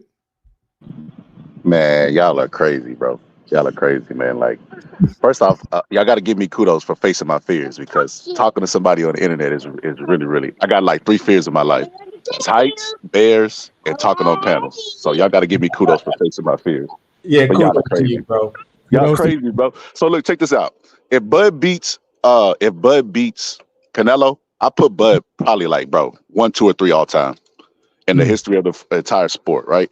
That's how big of a task Canelo is. If Kambosos beats Lomachenko tonight, would you put Kambosos one of the greatest of all time? No. Okay, that's what I'm trying to get y'all to realize, the logic in that, right? We're not gonna rate Kambosos is a huge underdog today, right? And if he goes in there and pulls off an upset, nobody would rate him one of the greatest of all time. But if Bud beats Canelo, we will rate Bud probably 1, 2, or 3 all time, because that's how big of a task it is. We haven't even seen Bud fight at 54, bro. And we're already, so everything y'all said is true with the checklist, right? But that's why Bud is better than him pound for pound. We're not talking about a pound for pound list, because Sugar Ray was better than Donnie Lalonde pound for pound. When he went up, Donnie Lalonde was beating his ass all over the ring, and Donnie Lalonde is a scrub. He's not even all-time great. So with that being said, why do y'all want to see Bud get stretched? You know what I'd rather see Bud do? I'd rather see Bud solidify himself as the greatest fighter that we've ever seen, like, because I actually went and seen him, like, physically. I ain't never went to a Floyd fight. And, you know, everybody always try to give Floyd the title of the greatest. I'd rather go see him beat Boots' ass and get that 3-time undisputed, you know what I mean? Because that'll look pretty on the resume, and put Boots' head over his fireplace. That's what I'd rather see. I don't want to see the Canelo fight. It's too much risk involved. And then if he loses, you know what? Not only is he going to have a loss, but he's going to be like Roy Jones. When Roy Jones got stretched by Tarver, he never got away from that imagery. Instead, if Roy Jones would have retired after he went to heavyweight, he probably would have been considered one of the best to ever do it, at least top 5 all time. And that's what I want to see out of Bud. I don't want to see Bud get stretched by Canelo. But here's the. Go ahead and respond, AC. Then I respond. Go ahead. Here's my only issue with your analogy. George Kambosos has never been undisputed. He's been lineal champion because of what's the name? Him beating Tio. He became lineal champion.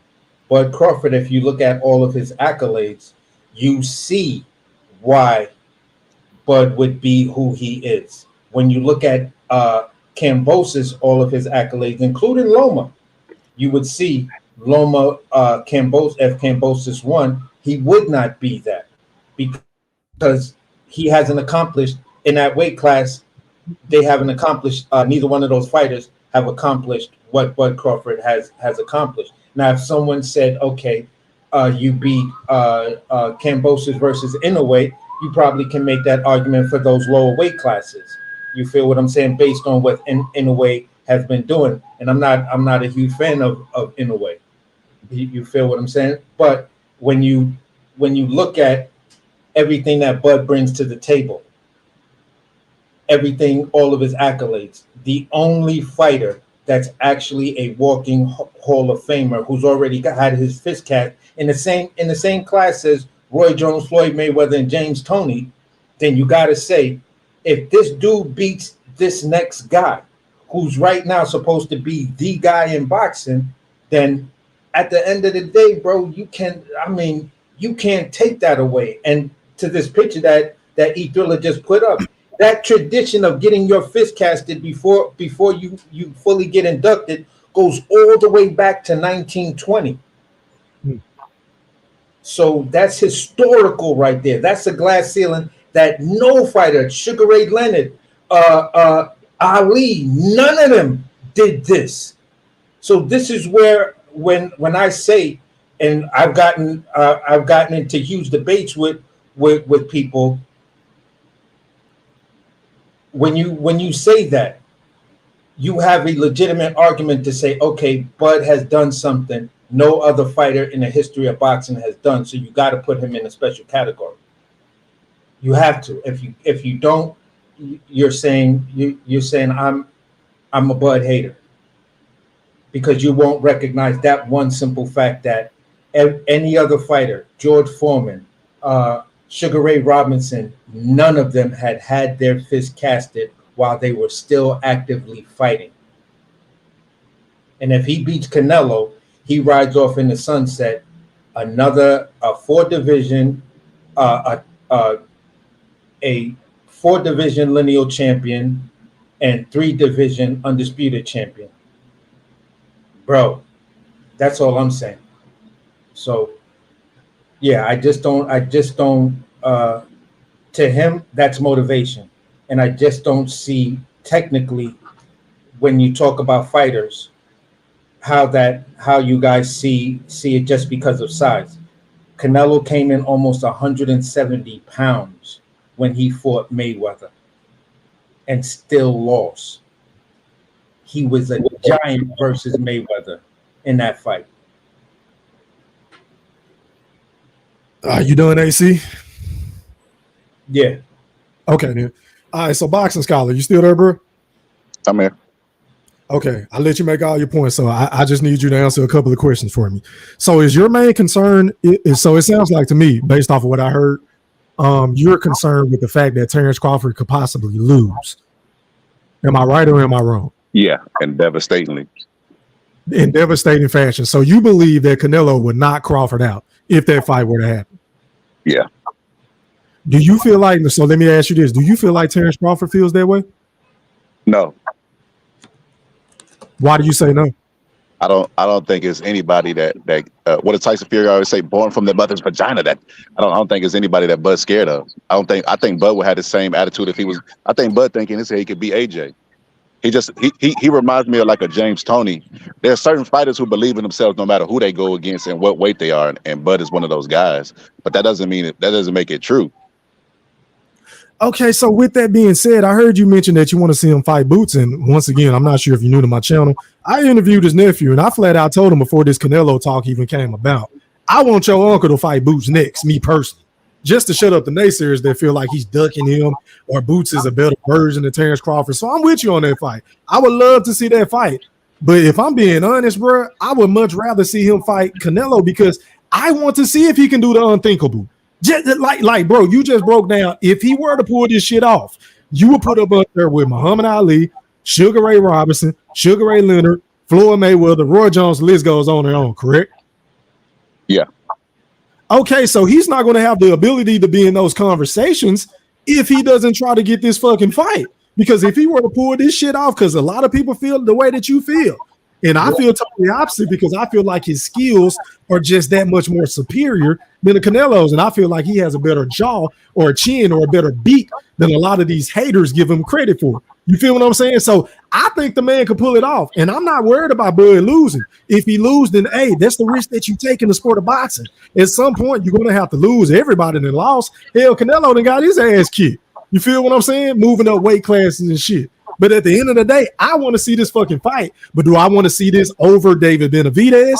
Absolutely not. That's my position. Go ahead, Boxing Scott.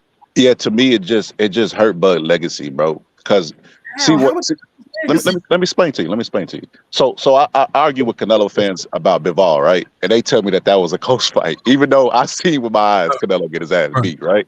But because Canelo wasn't stretched, they can be like, oh, well, you know, if you look at this round or you put it in slow motion, they can have all these arguments. But if Bud goes in there and gets stretched by Canelo, I ain't gonna lie, the reward is really, really big, but the risk is way too much. I feel like if Bud could go, let's say His Excellency, Not to cut you off, but do you feel like Terence Crawford has more to lose in that fight? Yes. Okay, I agree. Go ahead, my bad. So let's say His Excellency, the next fight he makes is Boots, because Boots is out there beating his chest, but he don't want no parts of Terence Crawford. He wants the illusion that he wants to fight, but he really don't want that fight. Beautifully stated. Can't agree with you 100%. Amen. Go ahead. I totally agree. You cooking. Go ahead, So I feel like if he goes in there and has a tough fight with Canelo, even if he's not stretched, then Boots gonna be like, I want Bud next. But you get what I'm trying to say? Like that's when he gonna start to get more confidence. Like it's in the same way that Sugar Ray waited for Hagler all those years, and then when he seen Hagler slipping against Mugabe, then that's when he's like, all right, let's make the fight happen. Let's make the fight happen. I get where you going. That Mugabe fight. I don't think Bud. I think if and when that fight happened with Canelo, I think that's going to be his last fight. I don't see him moving back down to 154 or 147 to fight a Jerome Boots Ennis. I don't see that happening, bro. No. So that whole like theory that you got, I don't even think that's going to come into play. To be honest with you, but I can only say this to you, bro. Just from looking at Cody Crowley and Jerome Boots Ennis standing next to each other, Boots don't look like he should be at 147 or 154. That motherfucker look like he should be somewhere between 160, maybe 168. Yeah, he a big guy. That dude, his neck looked about as big as fucking Cody Crowley's head. And that's why I want to see Bud. So let's say Bud was my cousin and I was his manager, and he said, man, what should I do? This is what I would advise Bud to do. Go whoop Boots' ass, shut everybody up, because that's the guy who they pouring all their stock into, because Errol Spence got dismantled in the ring. So they need somebody else to prop up against Bud. And I think Bud is better than I know Bud is better than Boots, right? As far as accomplishments. Championship fight. He ain't did shit, bro. Like he passes the eye test, but has he really been tested by a dude that's like Terence Crawford? Has he really been caught in the face flush by a dude that hit as hard as Terence Crawford? Has he been in the ring with a guy that has the defensive capability of a Terence Crawford? Absolutely not. Yeah, I don't think he wants to fight, bro. Like it ain't a matter of whether Terence Crawford fans want to fight. Well, it's a lot of them that don't. I'm one of them that do. I want to see that fight, but I believe Boots is selling wolf tickets. I think he out here pump faking and clout chasing off his name, which is smart. But I just don't see that fight happening, bro. Because I seen some shit this morning at his press conference with Cody Crowley talking about they want to go for undisputed. Why? There ain't no big names at 147. They all left. Only one left is Stanionis. Point. What's the point, Boots? I don't think that fight gonna happen, bro. But go ahead, my bad. Oh yeah, I don't know if it's realistic either, because unless Bud calls Boots bluff, because you remember on Gillian Wallow, man, I've been trying to fight you since 2017. But get the fuck out of here. 2017, 2018, whatever he said, he was lying.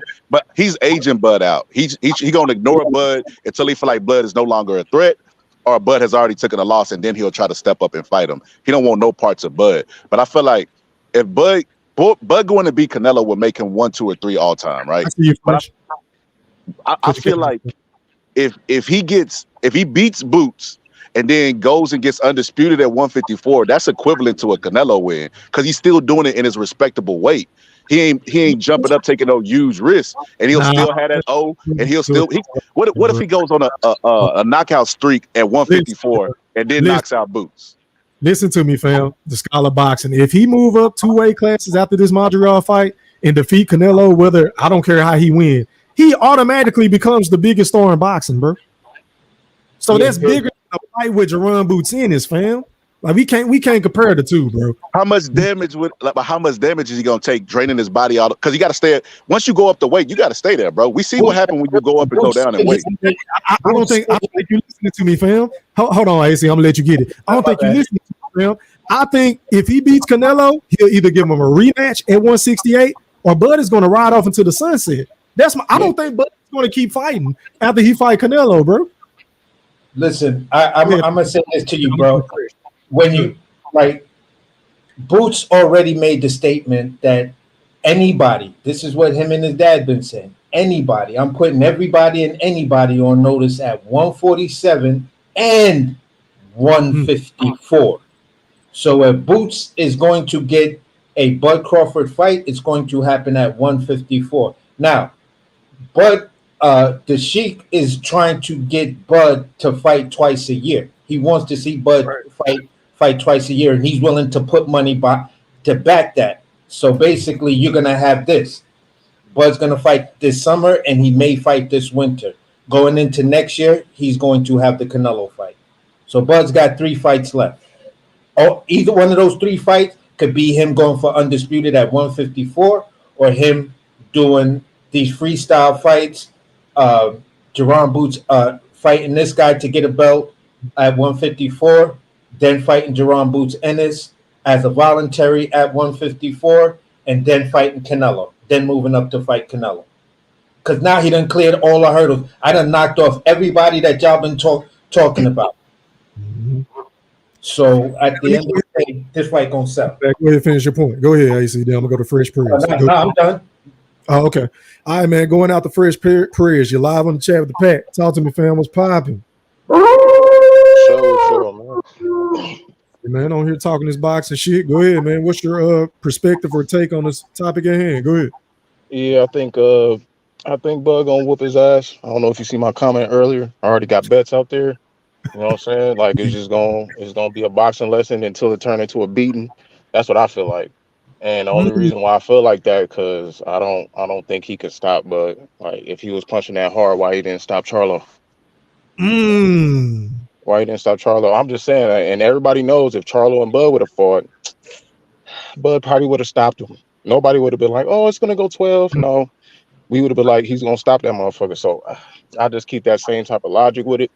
And I think Bud just gonna whoop his ass until it turns into a stoppage. But I think Canelo's gonna put up a fight though. It's not gonna be a blowout. It's gonna be hell yeah, Canelo, yeah. It's gonna be competitive as hell. But at some point, he's gonna catch him with that shot that he don't see, like you were saying earlier. Like he's gonna catch him with that.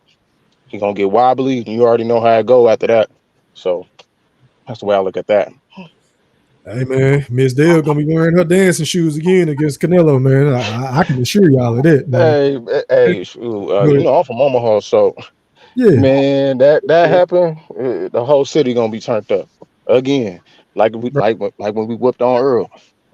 Bro, he's automatically the face of boxing and the biggest star in boxing if he moves up and beat Canelo. Easy.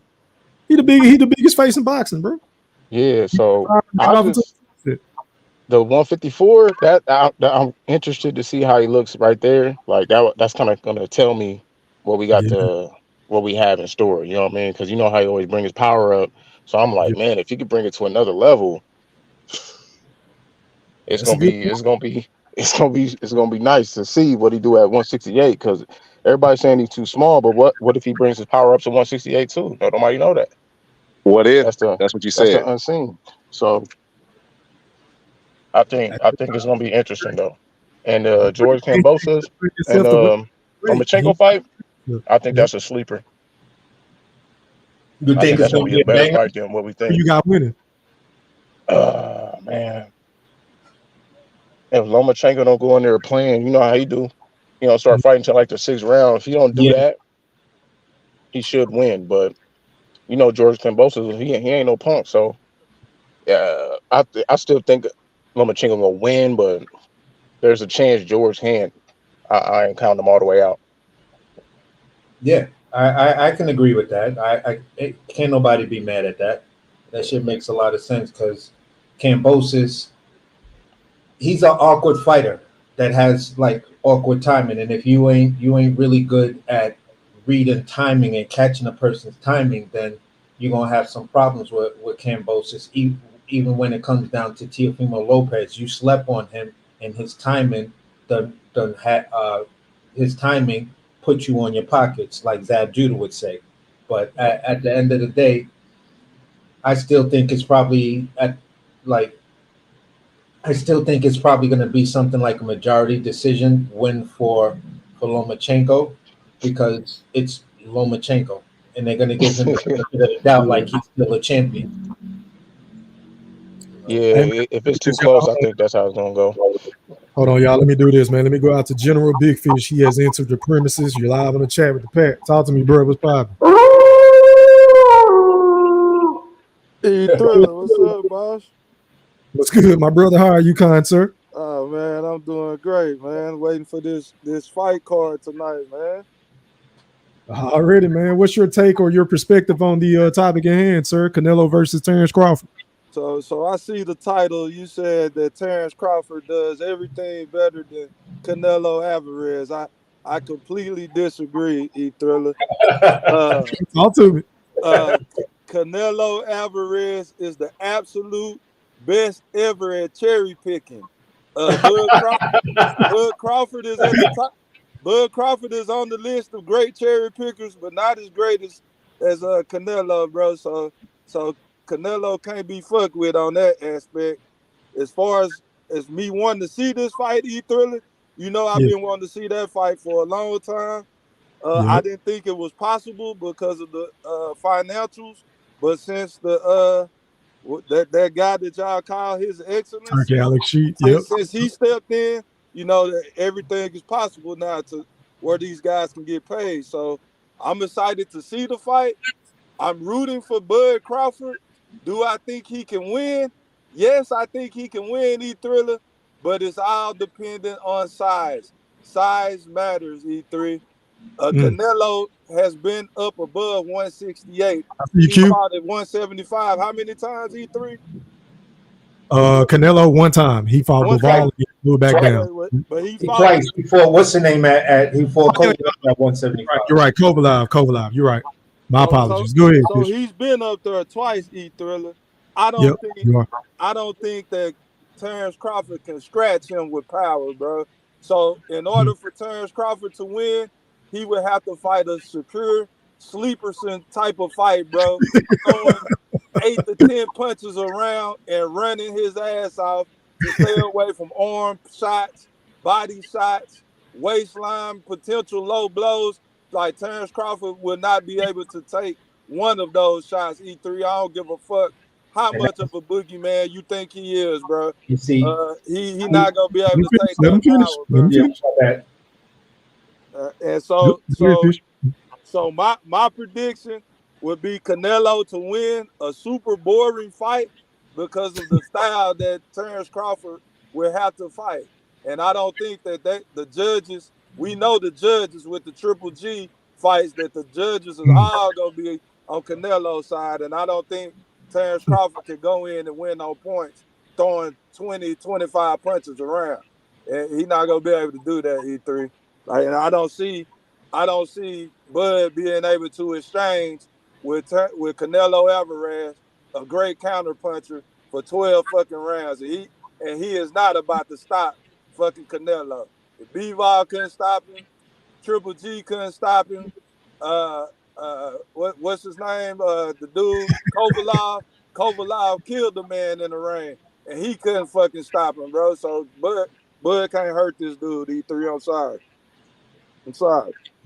Okay, then. Is that all you got to say before I pass the mic to Q? Yeah, that's all I got. No, I was just going to piggyback off of Q when Q was saying that.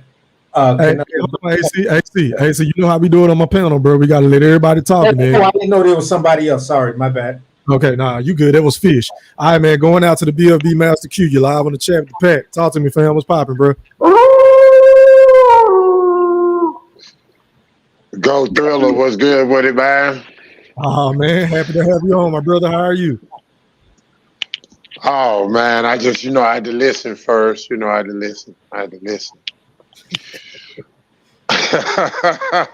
Okay, then, so what is your take and perspective on the topic at hand? And if you disagree with anybody, do what you do. Go ahead. Floor is yours. Man, I like the enthusiasm of want to see Terence, Bud Crawford jump 2 weight classes and do the unthinkable, right? But I'm with you. I'd rather see David Benavidez instead, man. Absolutely. Way over Terence Bud Crawford. No disrespect towards him, but I'd rather see the Benavidez fight, man. I'm tired of everything else, man. That's the fight that we all should want to see, man. But hypothetically, if this fight was to happen,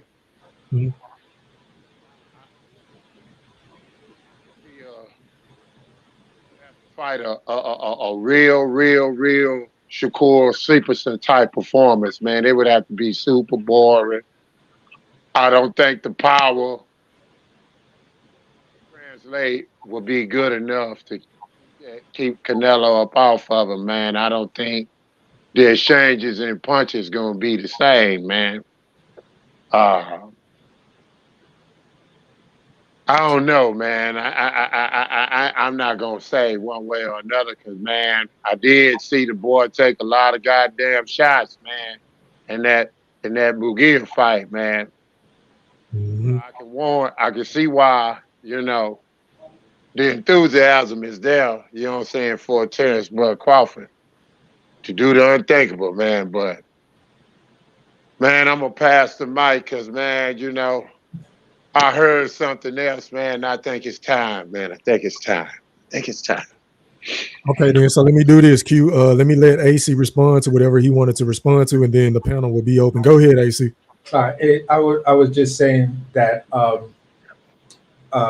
basically I was agreeing with Q when Q was saying that Canelo will go into his I'm gonna punch you in your hips, in your arms, wherever the fuck the punch land. I may even throw a couple of low blow shots. And for me as a Bud fan, that's the one thing that concerns me. And that was one of my keys to victory for Canelo to beat Bud. You got to do that type of shit. Bully this nigga. Make it ugly. Don't give him no space. Because if you give Bud space, you lose in that fight. So as long as Canelo stay on the inside, throwing them punches that just land anywhere, them bombs, yeah, he could easily walk away with a decision victory and probably catch Bud out there. But outside of that, outside of doing that, he ain't got no other keys to victory. All right, man. Hey, the panel is open, fellas. Y'all go ahead and rock. Hey, see, let me ask you a question. Yeah. What did you say about Masvidal earlier about him being an opponent? What you say about him? I was saying that his amateur background was super impressive. He's like a Lomachenko coming into boxing, if that's what you're referring to. If not, I don't know, because that was probably the most relevant thing I've always said about Masvidal, that people sleep on this dude's career. He's no pushover. This ain't an easy fight. Now, you know what? I'm going to be honest, man. All the times that, y'all be blowing up his potential opponents or whatever, it's kind of hard to shit on. We ain't even made a nickname for this guy here like we do the rest of Bud opponents, right? Because this one here actually got the belt. Y'all never understood why we always said that we felt like Terence Bud Crawford ain't fought nobody, because it ain't a fact of we not knowing who they are as far as name. It's a matter of what they done afterwards, which is jack shit, fucking nothing, gatekeeping ass shit, not a fucking thing. You know what I'm saying? That's why we be on that shit, right? But yeah, I think he got a test with that Masvidal dude, man. I've been checking him out a little bit. You're right. They fast tracking him. He on that Lomachenko type, so I'm just curious, how come y'all ain't blowing this nigga up like y'all be blowing up the rest one? I can go for this one. This one got a belt. Y'all blowed up niggas avocado. Y'all blowed up fucking green beans. Y'all blowed up all the motherfuckers. Ain't none of them. That European title bullshit don't mean a fucking thing. This nigga here actually got a world belt. How come y'all ain't blowing this one up? No, we talking about Masvidal. Niggas been cooking on Masvidal since the fight was announced. And I was like, yo, please, dude. A lot of people just like, oh, this is a check. I said, you don't cherry pick a nigga like Masvidal, bro. Are you crazy? That's not the nigga you run around and say you cherry pick. That dude has damn near 400 or 400 fucking amateur fights. Loma has 370 something or 380 something. This nigga's not nothing to play with, man. And plus Bud moving up to his fourth weight class, so or third or whatever. But at the end of the day, it's like there are some Bud fans that are worried that Masvidal could squeak away with a victory. and Bud Power ain't carrying to 154. Some people are wondering, was 47 Bud's limit? Some Bud fans say the limit ain't that, it's 168. And he's still not gonna come in at 168. He'll probably come in 160 something, 65, 66. So and a lot of people gotta realize that the main reason that Bud is fighting this dude is because Fundora and Tim Tszyu had their little situation going on. And we all know they had a duck situation going on. Yeah. Operation Duck. This shit. Yeah, they been so Bud had to say, well, shit, I'm gonna just fight this dude. So, so he really didn't cherry pick this fight, to be honest. But y'all go ahead. Yeah. Hey, the boxing. Now, this fight can't be called a cherry pick. Not at all. You can't call this fight cherry pick. Not at all. I think you call this fight what you got left on the table. They was trying to take Fundora off, and they was trying to take Tszyu off too. They was really trying to sneak Earl in there, so he had to take what was left, pretty much. Exactly. So yeah, this can't be no cherry pick. I personally think there's going to be a tough fight for Bud. What Bud's favorite line is: focus on your fight before you not make it to your fight. Like, us talk about Canelo, bro. We ain't even seen Bud at 54. Like, I heard a lot of what ifs. What if the power goes up to 154? What if the power goes up? We don't know if it does, right? So let's just say for the sake of argument, boxing conversation, bro. All we do is speculate. Not 95% of the boxing conversations that every YouTube content creator have is all speculation, bro. Oh, absolutely. But within that speculation, we still don't know, right? It's uncertainty. Well, so but that don't mean we can't have the conversation. Oh no, you still can have it. You still can have it. What I'm saying is, I mean, it might be null and void. So look, I used to be time out. What do you mean by that? So you think Bud can lose at 154? Is that what you're trying to say? I said if Bud goes in there and has a tough fight with this guy, because I thought Bud was going to dismantle David Avenesian in a fucking round and a half. If he goes in there and has a tough round with this fight, you don't get better the older you get. We got to remember Bud is still aging, bro. Like, we got to be realistic about it. So, like I said, I was a big fan. Punishment, bro. What punishment has he took? And he only been fighting once a year. So look, to us, look, I always ask people on my panel, I always be like, hey, man, how do you feel after this fight? Like, are you hurting? They always say no, because that shit look easy from the couch. But they take punishment, bro. The sparring leading up to the fight, the actual punches that they take during the fight, bro, it's a wear and tear on your body. You know what I mean? So with that being said, champions don't get better the older they get. Like, they lose. Jordan, great. You know what I mean? He starts slipping. Like, people start to slip. So what I'm saying is, if this fight is tough for Bud, there's no way he's going to continue to move up to 68. He's probably going to stay at 54. So the Canelo fight might be null and void. That's what I'm saying. I'm not saying that this guy could. Like, to me, it sounds like you really don't want him to get the Canelo fight. The more and more I listen to you talk, and I want him to fight. The more I listen to you talk, bro, you keep poo-pooing on the fact that he's going to get this fucking fight. I already made that clear. Hold on, because at first you said, "Oh, you're afraid of him losing." But if Bud ain't worried about that shit, why the fuck are you worried about it? Yeah, so I already made it very clear I didn't want the fight. Like, I led with that shit. This ain't no surprise. You're not revealing no groundbreaking evidence of it. Yes, absolutely. I do not want this fight. Don't want the fight don't mean that other people don't want the fight. So, but can I tell you why I don't want the fight? Because you don't want the fight. For real. That's why I want it. I grew up and Roy Jones was my hero. The same way that everybody's talking about Bud, like Bud could beat AJ, was the same way I thought about Roy Jones. There was nothing Roy Jones couldn't do. The man played basketball and fought on the same that's day. Hyperbole. You saying that, but we feel like Bud can beat AJ. That's how you putting cap in your raps, bro. Ain't nobody saying that. But go ahead. I mean, thinking he could beat a guy. Bud started at lightweight. Bud has more fights at lightweight than he has at welterweight. I like it that one. He has more. So a majority of his career was spent at lightweight. Right? Canelo started at 147. Floyd Mayweather started at 126. So now and Tank started at featherweight. Okay, exactly. Who's the bigger man, Canelo or Bud? I don't know. They looked about. See, that's what I mean by y'all think he could beat AJ. Y'all won't even admit that Canelo definitely is bigger than. Are you gonna let me answer your question? But I mean, Canelo is bigger than Terence Crawford. But as far as their stature and height, nigga, Bud is taller than him, and he has a longer arm reach. What are we talking about? It's not a height division; it's a weight division, bro. Mike Tyson was like 5'10". Hold on. With that being said, and he has freakish power as well. This nigga's a fucking athlete. You see how strong Terence Crawford is?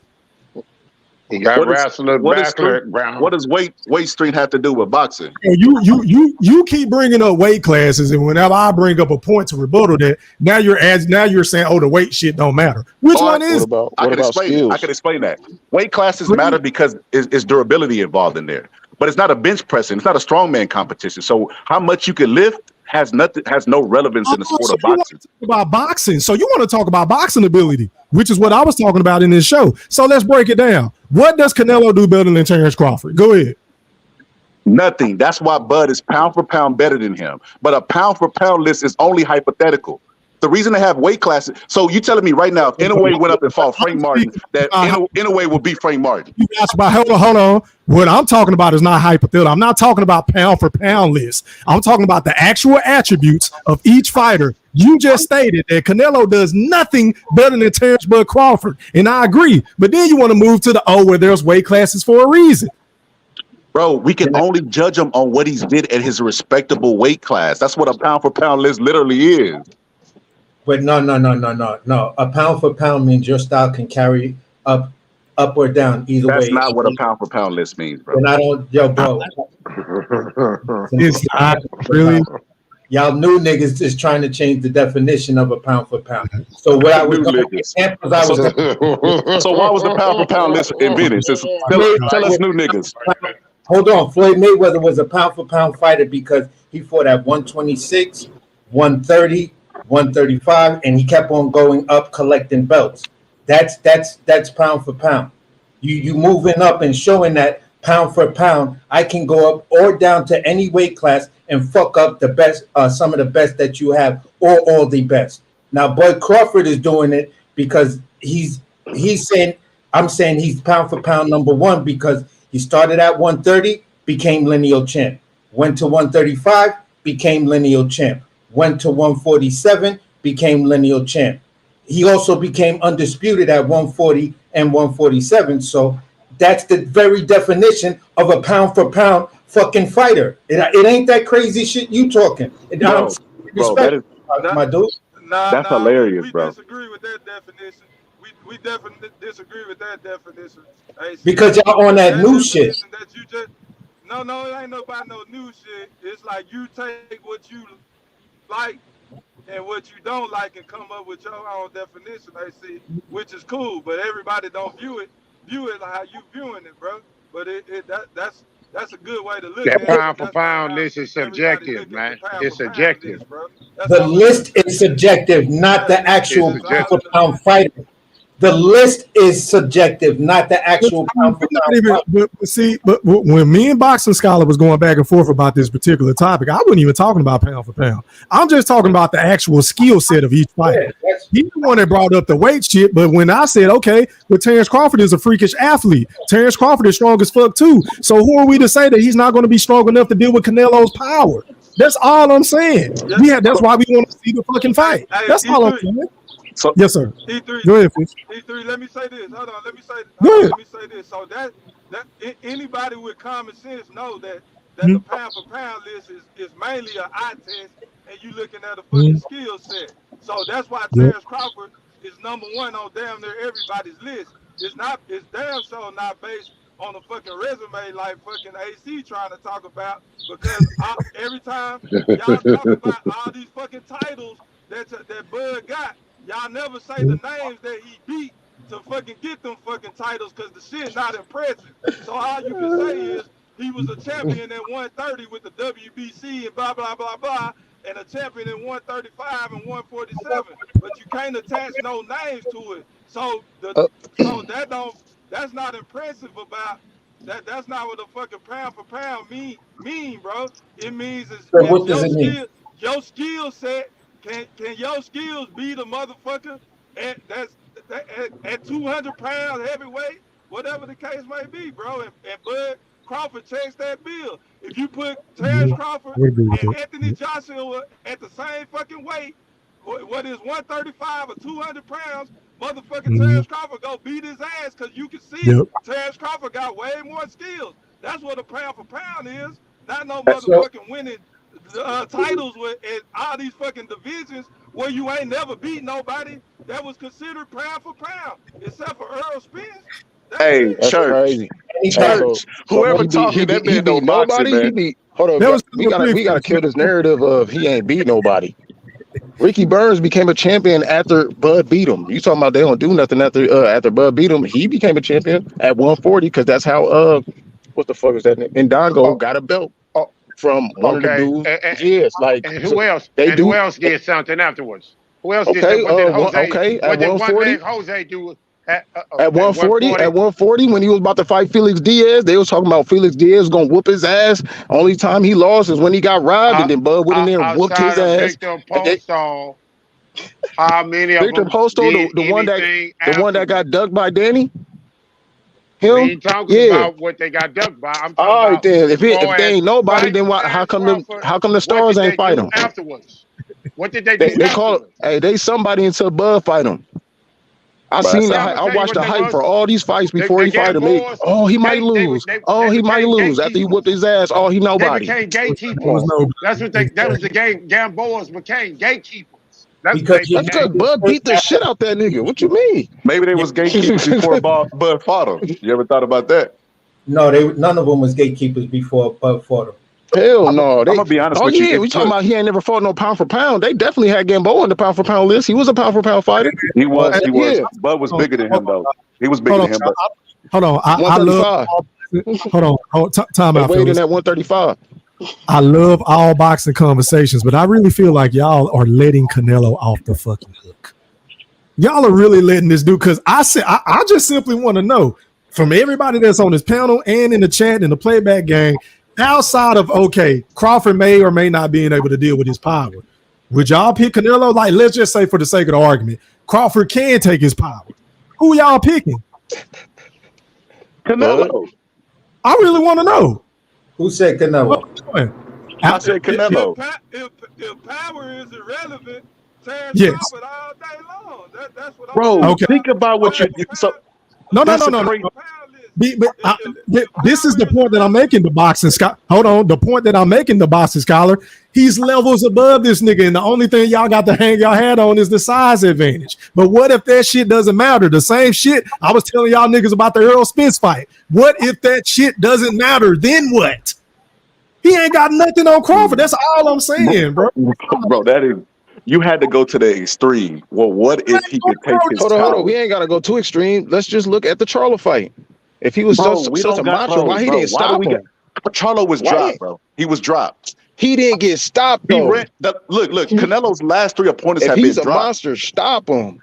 That's how I feel. And Charlo has had a fight at 154. We still haven't even seen Bud at 154. That's what I'm trying to say, bro. Look, Bud is a great fighter, right? He's a great fighter. And to the dude who said that me and the other dude was new to this boxing shit, well, let me tell you what I know just from my 3 minutes of watching boxing. The pound for pound list was created for Sugar Ray Robinson. Joe Louis was a harder puncher and a bigger star than Sugar Ray Robinson. They didn't want Sugar Ray Robinson to get overshadowed by the lure of the heavyweight division, which is the most prestige division in boxing. So they created the pound for pound list, right? Saying basically what that guy tried to tell you, but you weren't listening. If they were the same weight, it's just a hypothetical. Hey, if they the same weight, Sugar Ray got more skills. He's taking a fight. But look, you gotta make a concession to why that fight. I mean, to why they even make a pound for pound list. The same thing that E Thriller's doing. So if he could take Canelo's power, bro, Canelo's gonna win a decision. You got to knock Canelo out to get a draw. He's going to win a decision. So Bud's only path to victory is a fucking knockout, bro. We never even seen this man on the ground, bro. You sound like a Terence Crawford. The more and more I hear you talk, the boxing scholar. Can I quickly try to educate you? Go ahead. Go ahead. I'm on to you. Let me just say this. First off, the pound for pound list was created through dog fighting, pit bull fighting. If you go back to way when Jack Johnson bought a John P. Colby, there's this guy called Richard Stratford. If you read his book, they tell you the dog, this dog named Jeep, was considered the pound for pound best fighting dog. This is back when Jack Johnson was boxing and he was the heavyweight champ. So that's where the pound for pound list came from. Boxing adopted the title of pound for pound because a lot of boxers and boxing fans were also into dog fighting in this country. So that's where that whole thing came from. So you don't have to believe me. You could pick up Richard Stranford, Strafford or AND, The Fighting Dog. That's the name of the book. You read that book, it'll tell you about that. It'll tell you about that right there. As far as what I was talking about with being on this new shit, I didn't say you were new to boxing. I said you're talking because you're on that new shit where a lot of the terms and a lot of these new things that happen in boxing are relevant now. There wasn't social media or the internet when Sugar Ray Robinson, Sugar Ray Leonard, and them guys was fighting. So now we're into a new era with boxing, the information age. So when I'm talking about you have fighters that are pound for pound fighters, but actively showing you why they're pound for pound because they're moving up in weight classes, collecting belts. Manny Pacquiao, Floyd Mayweather, Terence Crawford. You feel what I'm saying? Vasily Lomachenko. So that's all I'm saying, bro. I'm not trying to disrespect nobody. I'm just giving you an example of a pound for pound fighter. No, nobody thinks we with Big Fish's definition. It's not accurate to the history of where the term came from. That's all, bro. Okay, let Fish respond. Go ahead. The first boxing glove came from. Time out. Let Fish respond, and then the next person can go. Go ahead, Fish. I'm not sure who said that Charlo didn't get knocked out or whatever when he fought Canelo. I'm not sure who said that. But when you have a highly skilled fighter in the ring that's in survival mode, that's whole purpose is just to survive 12 rounds, you're not going to knock that guy out. I don't care who, if it's George Foreman or whoever beating on you, you're not going to get a knockout if a guy's not opening up his change. And I don't care, bro. You got to be a scrub to get knocked out when you're just in survival mode. So that means nothing that Canelo Nah, he got knocked down. That means he could have got knocked out. Hold on. So since that's what I'm saying. So if Crawford opens up and actually tries to fucking win and fight Canelo, bro, my prediction is a KO stoppage by Canelo. That's what I'm trying to say. So you can't say that. I don't look at it like that. He didn't knock out Charlo, so that means he ain't gonna knock out Bud. Charlo was inferior. I don't know. Y'all speak on Canelo like he's some monster. I'm like, if he a monster, he should be able to knock him out. So Mikey Garcia didn't get knocked out by Earl Spence. That's because, I wasn't falling for the Kool-Aid with Earl Spence, so I already. But you sticking to that point, bro. That Canelo couldn't knock him out. He was fighting a guy who wasn't fighting, bro. So that's what they was right in each other's face the whole time. Mikey wasn't running like that. I'm talking about Charlo and Canelo, bro. Charlo was moving like he was barely exchanging. You right about that. Charlo was argue that, but I feel like stopping somebody is a skill set. It ain't just power. It ain't just power. Like stopping somebody takes skills too. That's called finishing. That's like it's a skill set. I don't think you just go in there and hit somebody one time and they get out of there. So Bud didn't stop Ricky Burns at 35. So why would he be able to stop Canelo? You see how that argument continues to go on and on and on? What? Everybody knows come on, 35. He was killing himself to make that weight. Watch the documentary when he fought. So what are you gonna do? What are you gonna do at 68? What are you gonna do to 68? That's not his natural weight. He don't gotta kill himself. That's he gonna be comfortable up there. He's gonna be fat. He ain't gonna be fat. You think he's stupid? You think he's stupid? You think he gonna gain weight the wrong way? Come on, man. He been doing this too long. Hey, hold on, y'all. He done already said he gonna come in at 160. He ain't gonna come in at 160. So he's still good. He gonna be short. He ain't gonna gain unnecessary weight. Why would he jeopardize his speed? That'd be stupid. You know what I don't understand, man? Look, 6 motherfuckers on YouTube. I can't wait. So look, the people who hold on the outside who ain't getting in the ring, they think making weight is easy. Let me tell you about these fighters, right? Devin Haney versus Ryan Garcia, prime example, right? That was a 3-pound weight thing. They made a big deal about it. Ryan Garcia had to pay $1.5 million for 3 pounds. 3 pounds. So I'm new to boxing, but in my 3 minutes of watching, they didn't always have these junior divisions, right? These junior divisions are somewhat new, right? But they had them because they realized that weight matters. So to the people that are participating in the sport, weight matters. So Canelo is at 168, right? You say, okay, the height and all this stuff, but it's not a height division, it's a weight division. He's definitely a bigger guy. On the scale, muscle mass, all that shit. Bone density, he's a naturally bigger guy. There's no doubt about that. Bud is a smaller guy. He's a lightweight, right? Started at lightweight. Has majority of his fights were at lightweight. He just had, 10 fights at 47? No fights at 54. 2 weight classes over that is where Canelo is. And you think he's going to go in there and dominate a guy and knock him out who's never been knocked down? I think that is absolutely absurd. I would rather see him take the boost fight. I don't think he's going to dominate him, but I think it'll be a good fight until Bud wins. I don't think it's going to be a pure domination. Bud going to win, though? I think Terence Crawford, if Canelo start gassing out the same way that he gassed out in most of his fights, I think Terence Crawford can stop him, bro. E3, that's a good point. That's another major weakness of Canelo Alvarez is his fucking stamina. So if it's a way that he could drag him into deep waters, that's another chance that he got. But he gotta last for 8 rounds. E3, I just can't see it. I see because bro, he's not able to cut the ring off on Terence Crawford. Like y'all, man. All right. I got a perfect example. I got a perfect example for this. I got a perfect example for this situation.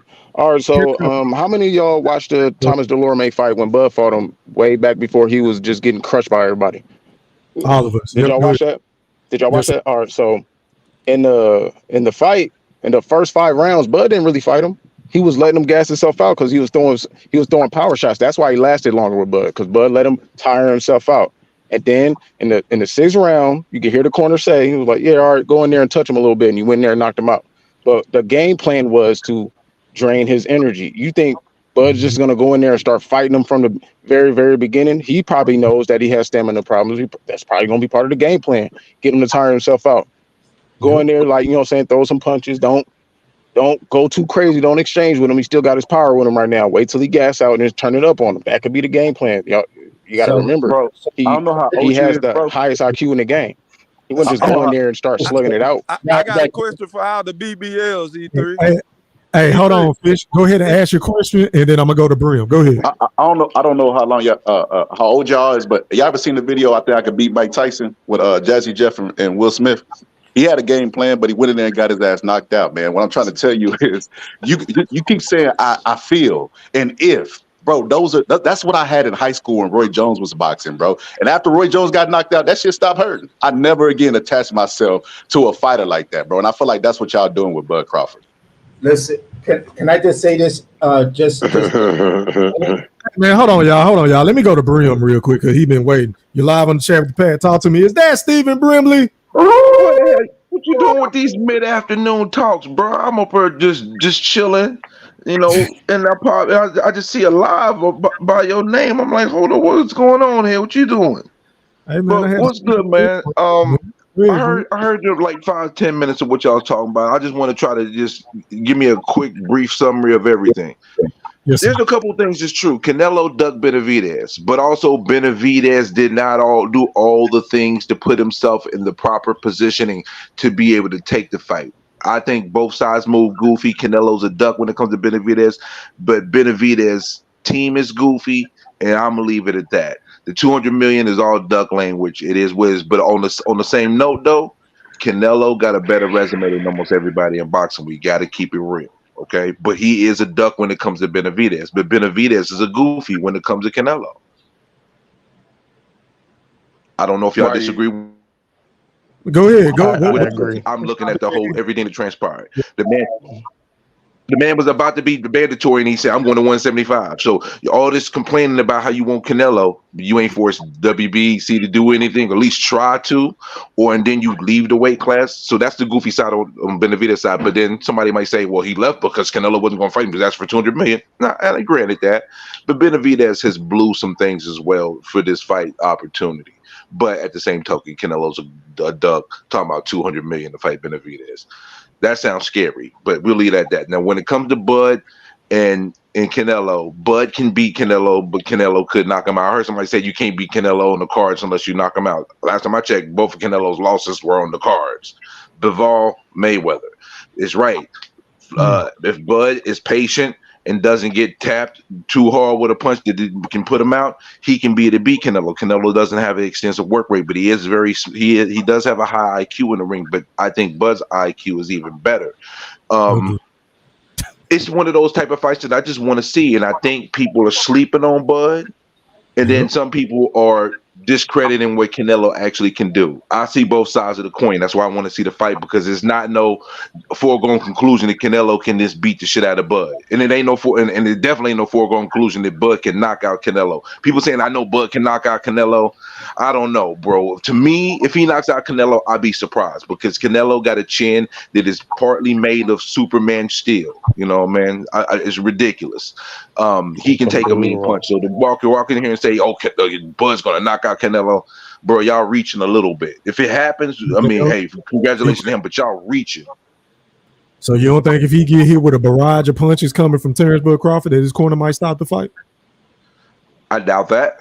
Canelo's been hit by a ton of good punching individuals, and I mean, I think Bud's different, but I don't know if Bud's that different, bro. Nah, not if Bud was operating in 160 for a while and going to 168 to fight him, I might be on the ball with y'all saying, hey, Bud might be to catch him with that shot he can't see. But even if he catches Canelo with a shot he can't see, he might be able to sting Canelo, but I don't think he can put Canelo out, bro. Canelo has been in this ring for a long time. We've never seen that knee touch a canvas, and he didn't fought some punchers for real, unlike David Benavidez, who's never fought a real puncher in his weight class. He always fought everybody smaller. We talk about Canelo, but if we go look at Benavidez's resume, who's the fucking real puncher that he fought that can match? That's why some people are picking him to get upset now, because he's fighting somebody that actually is his size or bigger and that can throw punches back at him. Canelo been fighting up for a long time.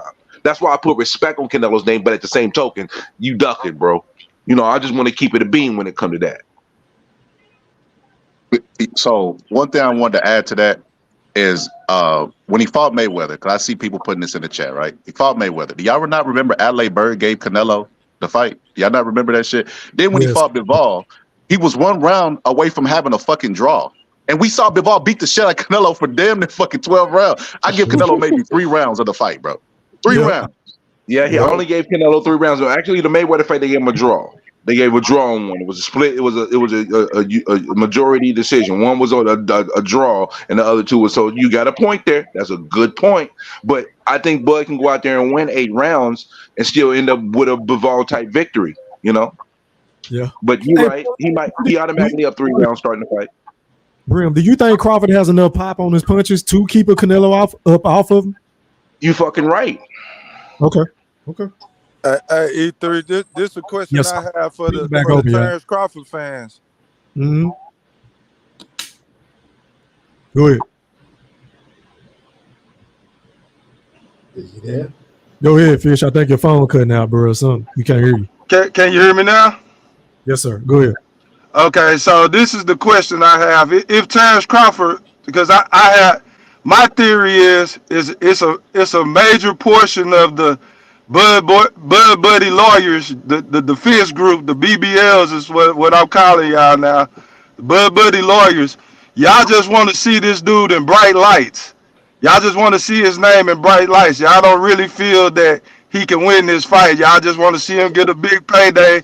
Y'all want to see Kendrick Lamar walk him out to the ring, and y'all just want to see all this shit. So, but I know the ones that are serious will feel like if he lose this fight, it's gonna hurt his legacy. E3 to this point, y'all won't be able to say this bullshit that he better than Floyd Mayweather, because they will have a common opponent.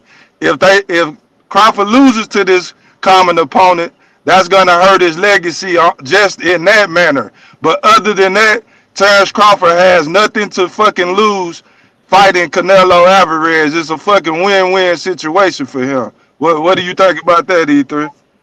I think he has a lot to lose based off of one of the points that you just made, bro, because he wouldn't be undefeated.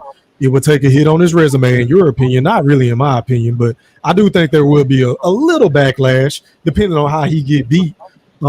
But yeah, so I kind of disagree with your point because it's like you contradicted yourself. No, I'm saying no. If you don't agree with that, then I feel that y'all just want to see him be in a big moment. That's all y'all want. Y'all don't really think he can win. Hey, what I really want to see, I really want to see him push to his limits. I really want to see how good he really is. And if he's really that great, that's going to be something to watch. But I really want to. We ain't seen him push to his limits. I was hoping Earl can bring that out of him, but he didn't. So I'm like, shoot, if he got to go to 168 to show us who he truly is, I'm down to see it. Yeah, I only have issue with you saying they have a common opponent. Yes, that's a common opponent between Mayweather was 36. Canelo was like 23, maybe 24. Now Canelo's 33, 30 something years old. You're talking about a very, very different Canelo that fought Floyd Mayweather than the Canelo that's fighting Bud Crawford. Dare I say, that fighting Bud Crawford. So AC? So AC is the guy. AC making excuses. He just want to see his name in bright light. So I see where you coming from, AC. You just twisted the argument. Go ahead, bro. Go ahead. Hold on, Big Fish. That is a factual statement that he made, though. Canelo is a much more advanced, smarter, mature fighter. That's not an excuse. That's a fact. But the thing is, though, the reason why a lot of Terence Crawford fans want to see the fight is because all the times he has moved through his career, people has thrown shade on him, doubted him. But when it comes to him being in the ring, there's no one that has been able to match him competitively and even made the fight question us if he's going to lose. So it's not about them thinking that he can't beat Canelo. I think it's more that they think he can beat Canelo because no one has actually shown that they were on Bud's level. So they're Bro, did you see McGill fight Canelo? Did you see those first 2 rounds? Canelo getting his ass beamed on. So Canelo is on the decline. He's not the fucking Canelo that allegedly beat Triple G. We're not talking about that Canelo. So Terence Crawford is not. Terence Crawford is not about to fight. Hold on, Terence Crawford, if he fights him, is not about to fight the pinnacle Canelo Alvarez. So y'all fucking.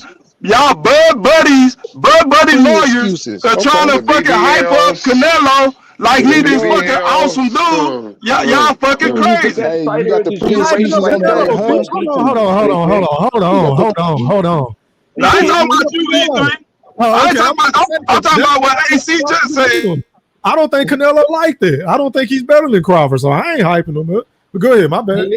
Nah, I'm responding to what AC just said. AC trying to act like this version of Canelo is way more experienced and way better than the one that Crawford fought, than what Mayweather fought. But it's pluses and minuses for each version, bro. So don't try to do that. Both of them motherfuckers' name is Canelo Alvarez. They are a common opponent. So if fucking Bud lose to him, I don't want to fucking hear no shit about Bud better than fucking Floyd Mayweather. I do not want to hear that shit. I ain't gonna lie to you, Big Fish. I ain't the one that's been saying that though. I can't say Floyd that he's better than Floyd. Floyd got, when I go top to bottom, resume to resume, I can't. I'm talking to AC. I'm talking to AC, bro. I'm just agreeing with you on that part right there. That's all I'm saying. Yeah, I mean, if Terence Crawford get his ass kicked, it goes without saying that can't nobody say he better than Floyd Mayweather because he got an L. No, I ain't talking to you, E3. I'm talking to the Bud Buddy lawyers, the people, the Bud Crawford fans who think Bud can do no wrong and can beat Anthony Joshua, like our boy say. It's some niggas who really do think the Bud can beat Anthony Joshua. Before you came on the panel, Big Fish, I've been saying I have keys of how Canelo beats Terence Crawford. I've been saying that. I don't know if you've been listening. I don't know if you got a hearing problem, but that's what I've been saying. I've also been saying that Terence Crawford has more paths to beat Canelo Alvarez than Canelo Alvarez has to beat Bud, based on just skill. It doesn't the weight like Floyd and many other fighters said. Size don't matter. And if you guys gonna try to talk weight class, then explain to me the anomaly of fucking Sam Langford, if I'm pronouncing his name right. Here's a dude that fought from lightweights all the way up to heavyweight, and was winning. Has a very Why Floyd didn't the fight Triple heavyweights were G? like 185 Why pounds back Floyd then. didn't fight Triple He's G? been winning. Then But my point is this: you have fighters that are showing you that they're daring to be great and move up and challenge who some people consider the best fighter in Canelo Alvarez and shit like that. He's daring to get a paycheck. Man, Bud trying to get a Ain't got nothing to do with payday. Come on. AC, he daring to get a payday. AC, stop playing, man. Come on. Turkey on deck. What you mean? It's a win-win. You gotta stop You are this not shit. going to criticize Bud if he lose that fight. AC, stop it. General, Hold up, though, man. I hate when y'all be saying just a payday like this man ain't Crawford ain't never been in the ring every single fight to win, bro. Y'all gotta stop with this. He That's just what I'm trying to saying, get bro. paycheck shit. Bro, Like he ain't built like that. Like he ain't been in the ring and whooped everybody's ass and not even have a competitive fight yet, bro. Terence So Crawford that is man not ain't going into the ring get no victory, bro. I don't see that. I be talking when I talk to Bud fans and I feel like make him a hero, you know what I mean, in their head, bro. I just say make the fight happen. That's the only way y'all gonna be convinced. Because every time I say something, you go, oh, you a hater or oh, you this is make the fucking fight. Oh my God. Go ahead, my bad. Go ahead. Make the fight, bro. Because I even asked the person on my panel, I said, who punches harder? Bud or Triple G? Would you believe that they said Bud punches harder than Triple G? Bro, I don't even. What are we talking about after that point? But you're bro? talking about Bud. Triple G definitely punches harder, bro. You're talking Bud may about be faster, but bro, as far as punching harder, G, that's what Triple G. That's what he rose to fame off of. His punching power, bro. You're talking about an and he's a bigger guy too, but I couldn't even get him to admit that. So, like I said, who has a better punching technique? Is it Triple G or Bud? Who has a better punching technique? Is it Triple G see or how Bud? you move the goalposts? What is no? That's a real thing though. So That's the a real reason thing. why That's not I moving asked the who punches goalposts. That's a harder real is question. because Canelo fought him 3 times. It's a real bro, question. and was never on the ground. 3 times he fought a devastating puncher, wasn't on the ground. So what makes you think that Bud's gonna get in there and knock him out? Somebody said in the 11th round. So Bud is gonna go in there. So in y'all head, Bud's gonna go in there and play with Canelo. He's a smaller guy moving up. He's gonna go in there and play with Canelo, drain Canelo down because he has stamina issues, and then knock him out in the 11th round. That sounds like a fucking superhero to me, bro. Because like I said, it sounds like a boxing match to me. How? When that's a fucking game plan. We've seen people implement these type of game plans. That's not, you're being sarcastic, bro. You really he threw check this out. Bud's best win on his resume is Spence. Can I ask you a question, concert? I'm gonna let you have it. I'm trying to be a courteous guy, but I got to know, who is your favorite fighter currently in the sport? Bud Inoue. Bud Inoue. So Terence Crawford is one of your favorite fighters. Yes, I'm still realistic about what he could do. I'm not naive. I don't think Inoue can go up to 130 and beat Frank Martin, but he's better pound for pound. Okay, I don't believe you, but go ahead. Go ahead, Frank. Where was he at? So I'm at work. Right. But say Thriller. But yeah, with the I was just talking about the technique and all that. I was asking who had a better punching technique, who had a better punch selection. Because he's not gonna go up there and have no power. We know that. He's gonna go up there and have some type of respectable pop, or he wouldn't even think about going up there to even fight. How do you know that though? He hasn't even fought at 54. We don't know what they be doing in the gyms. We don't know what he knows what he's capable of. We don't know he's that. Confident in himself, obviously. We hear people in his camp all the time saying he spars with these dudes. He's stopping the heavyweights, light heavyweights, middleweights. So I mean, we can only go by what we hear, in our opinion, bro. And in my honest opinion, I feel like if he felt like he had zero chance of winning this fight, he wouldn't take it. Hey, Thriller, I got a kid that's on my show that's like 21. He loves Tank. You know what he says? Tank be sparring heavyweights. Can't nobody beat Tank. I said, who went out of Tank Canelo? If Canelo ain't on the juice, then Tank gonna whoop his ass. That's what y'all sound like to me right now. But he's 21. Hold on, bro. Hold on, what's their measurements? Let's get that. But I don't have them stupid ass takes on my panel, fam. So I can't speak to that shit that you've been going through because that sounds asinine. I wouldn't even entertain that type of shit. But you'll entertain Bud Crawford moving up, like moving up 3 weight classes to go beat the undisputed 168 champ. Hey, hold on. Let me say this, boxing scholar. Hold on, E3. Boxing scholar, you can't come with this arrogant tone like it's impossible, because when the Vegas eyes come out, I'm pretty sure Canelo is going to be a favorite, bro. But some people are going to be picked. A lot of professional minds would pick Terence Crawford to win this fight, bro. But so you can't come with a condescending attitude like he has no chance, and people are crazy for believing that. You know that, right? Exactly. Hey, but General, I had the same arrogance when Bud fought Spence, and I was right. Go ahead, bro. Go ahead. Fresh Press, I want to answer your question. Who had a better punching technique between Triple G and Bud? That's a really close one, because I think in different ways Triple G's better than Bud, and in other ways Bud is better than Triple G. So I'm gonna say even with punching technique, power goes to Triple G, but timing and precision of the punches goes to Bud. Now I want to answer that question because you had presented it. Yeah. Okay, so timing is key. Hold on, back to the boxing scholar. So you keep saying this 3 weight classes shit. Well, technically, it's not going to be 3 weight classes, because Bud has a fight at 154 in August the 3rd. So you can't keep saying this 3 weight class shit when he's moving up another weight division to fight Madrigal, bro. Stop. Then if he fights Canelo at 168, he might come in at 162. I'm talking about the boxing scholar. He keeps saying this 3 weight class shit. That's not factual. Until he gets in the ring. That's what I'm trying to say. If he gets in the ring and he struggles, will y'all change y'all tune? Will y'all still be hollering this Canelo shit? Because I got a feeling y'all still gonna holler this Canelo Once shit. again, see, you know how you shitted on our if and what ifs earlier? I'm going to shit on what you just said just now. Here's the thing. You're going off of what if. You're right. Hey, I'm gonna just pull back up here after the fight, and I'm gonna hear, Bud carried him. That's what I'm gonna hear from y'all. Bud carried him. He was trying to get some rounds in. It's no way in fucking hell you are really a Terence Crawford fan, because this whole entire time you've been shitting on Terence Crawford's skills, his power, his punch play, everything we say good about Terence Crawford. I shit on the delusion of the fans, bro. That's not delusion. Hey, you know what's crazy? I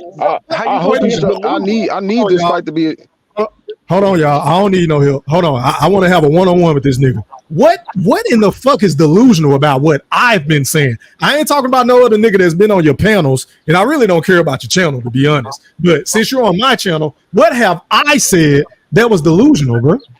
You said that Bud was gonna go up there and stop a dude at 168, and he hasn't even had his first fight at 154. That is delusional to me. There's weight classes for a reason. So much that Ryan Garcia and Devin Haney had to have a negotiation for 1.5 million for 3 extra pounds. That is delusion, bro. And you're comparing Devin Haney, a nigga with pillow-fisted fucking hands, to a guy in Terence Bud Crawford that has 9 fucking TKOs straight. You're missing the forest for the trees. I'm comparing the fact that weight matters so much. It matters to these fighters. No, that was a good counter. You're making a comparison with Devin, a nigga that could never punch. Can't punch for shit, to Terence Crawford, a nigga that's sleeping everything in front of him. But it's delusional for me to think. Hold on, let me finish, bro. It's delusional for me to think that if he were to move up in weight class, 2 more weight classes, that he could possibly stop Canelo if he tires him out. Yes, because how old is Bud? Nigga, how old is Canelo? Got more fights than Bud. What are we talking about? How old is Bud?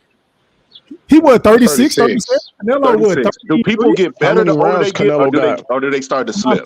But Canelo has had way more punishment, bro. But go ahead. What's your point? Jordan is a great athlete. You like Kobe Bryant. Kobe Bryant retired. Kobe Bryant was no longer putting up 50 and 60 points, bro. When he passed the age of 35, bro, Kobe Bryant's body started breaking down on him. He had to go overseas to take fucking steroids so his body can maintain. Hold on, y'all.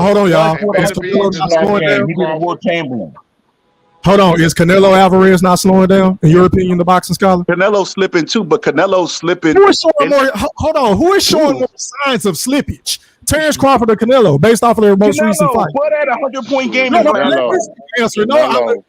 got it. I'm walking them into shots. I'll go into that. Canelo slipping. Okay, then. So why do you keep focusing on the nigga that we haven't seen any signs of slippage and saying, oh, he's too old, he can't do this anymore. He ain't gonna be able to. He was too old. Hold on. You ain't been saying he's too old? I said, what is his age? Why would you bring up his age then? Because I'm telling you that he's getting older in a sport that champions the young. Muhammad Ali had to leave the sport or something. You talk about great athletes. Bro, you're a loser. I'm not saying that he's too old. That's saying that You can allude if to Bud had fought But that's what you're alluding to. in his 30s, if he had fought at 54 and it was a natural progression and he was at this age now and he was at 68, I would give him a chance. The fact that he's jumping up to 168 and he hasn't even had a fight at 54 and he's 36 years old, that doesn't give you the little bit of pause, bro. Age as to, hey, he's looking like he's slipping and shit. But I say, okay, well, who looks better in their most recent fights, Canelo or Terence? Canelo is definitely slipping, bro. But what I'm trying to tell you is Canelo is the same energy. That's what I'm saying.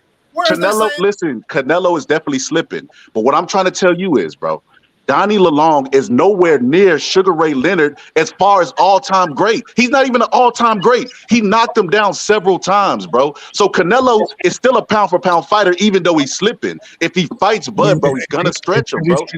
Can we say that about Terence Crawford? Even though you think he's slipping, which we haven't seen any signs of that, he's still the number one pound-for-pound fighter in the world, and it's not delusional. He's over Canelo pound for pound.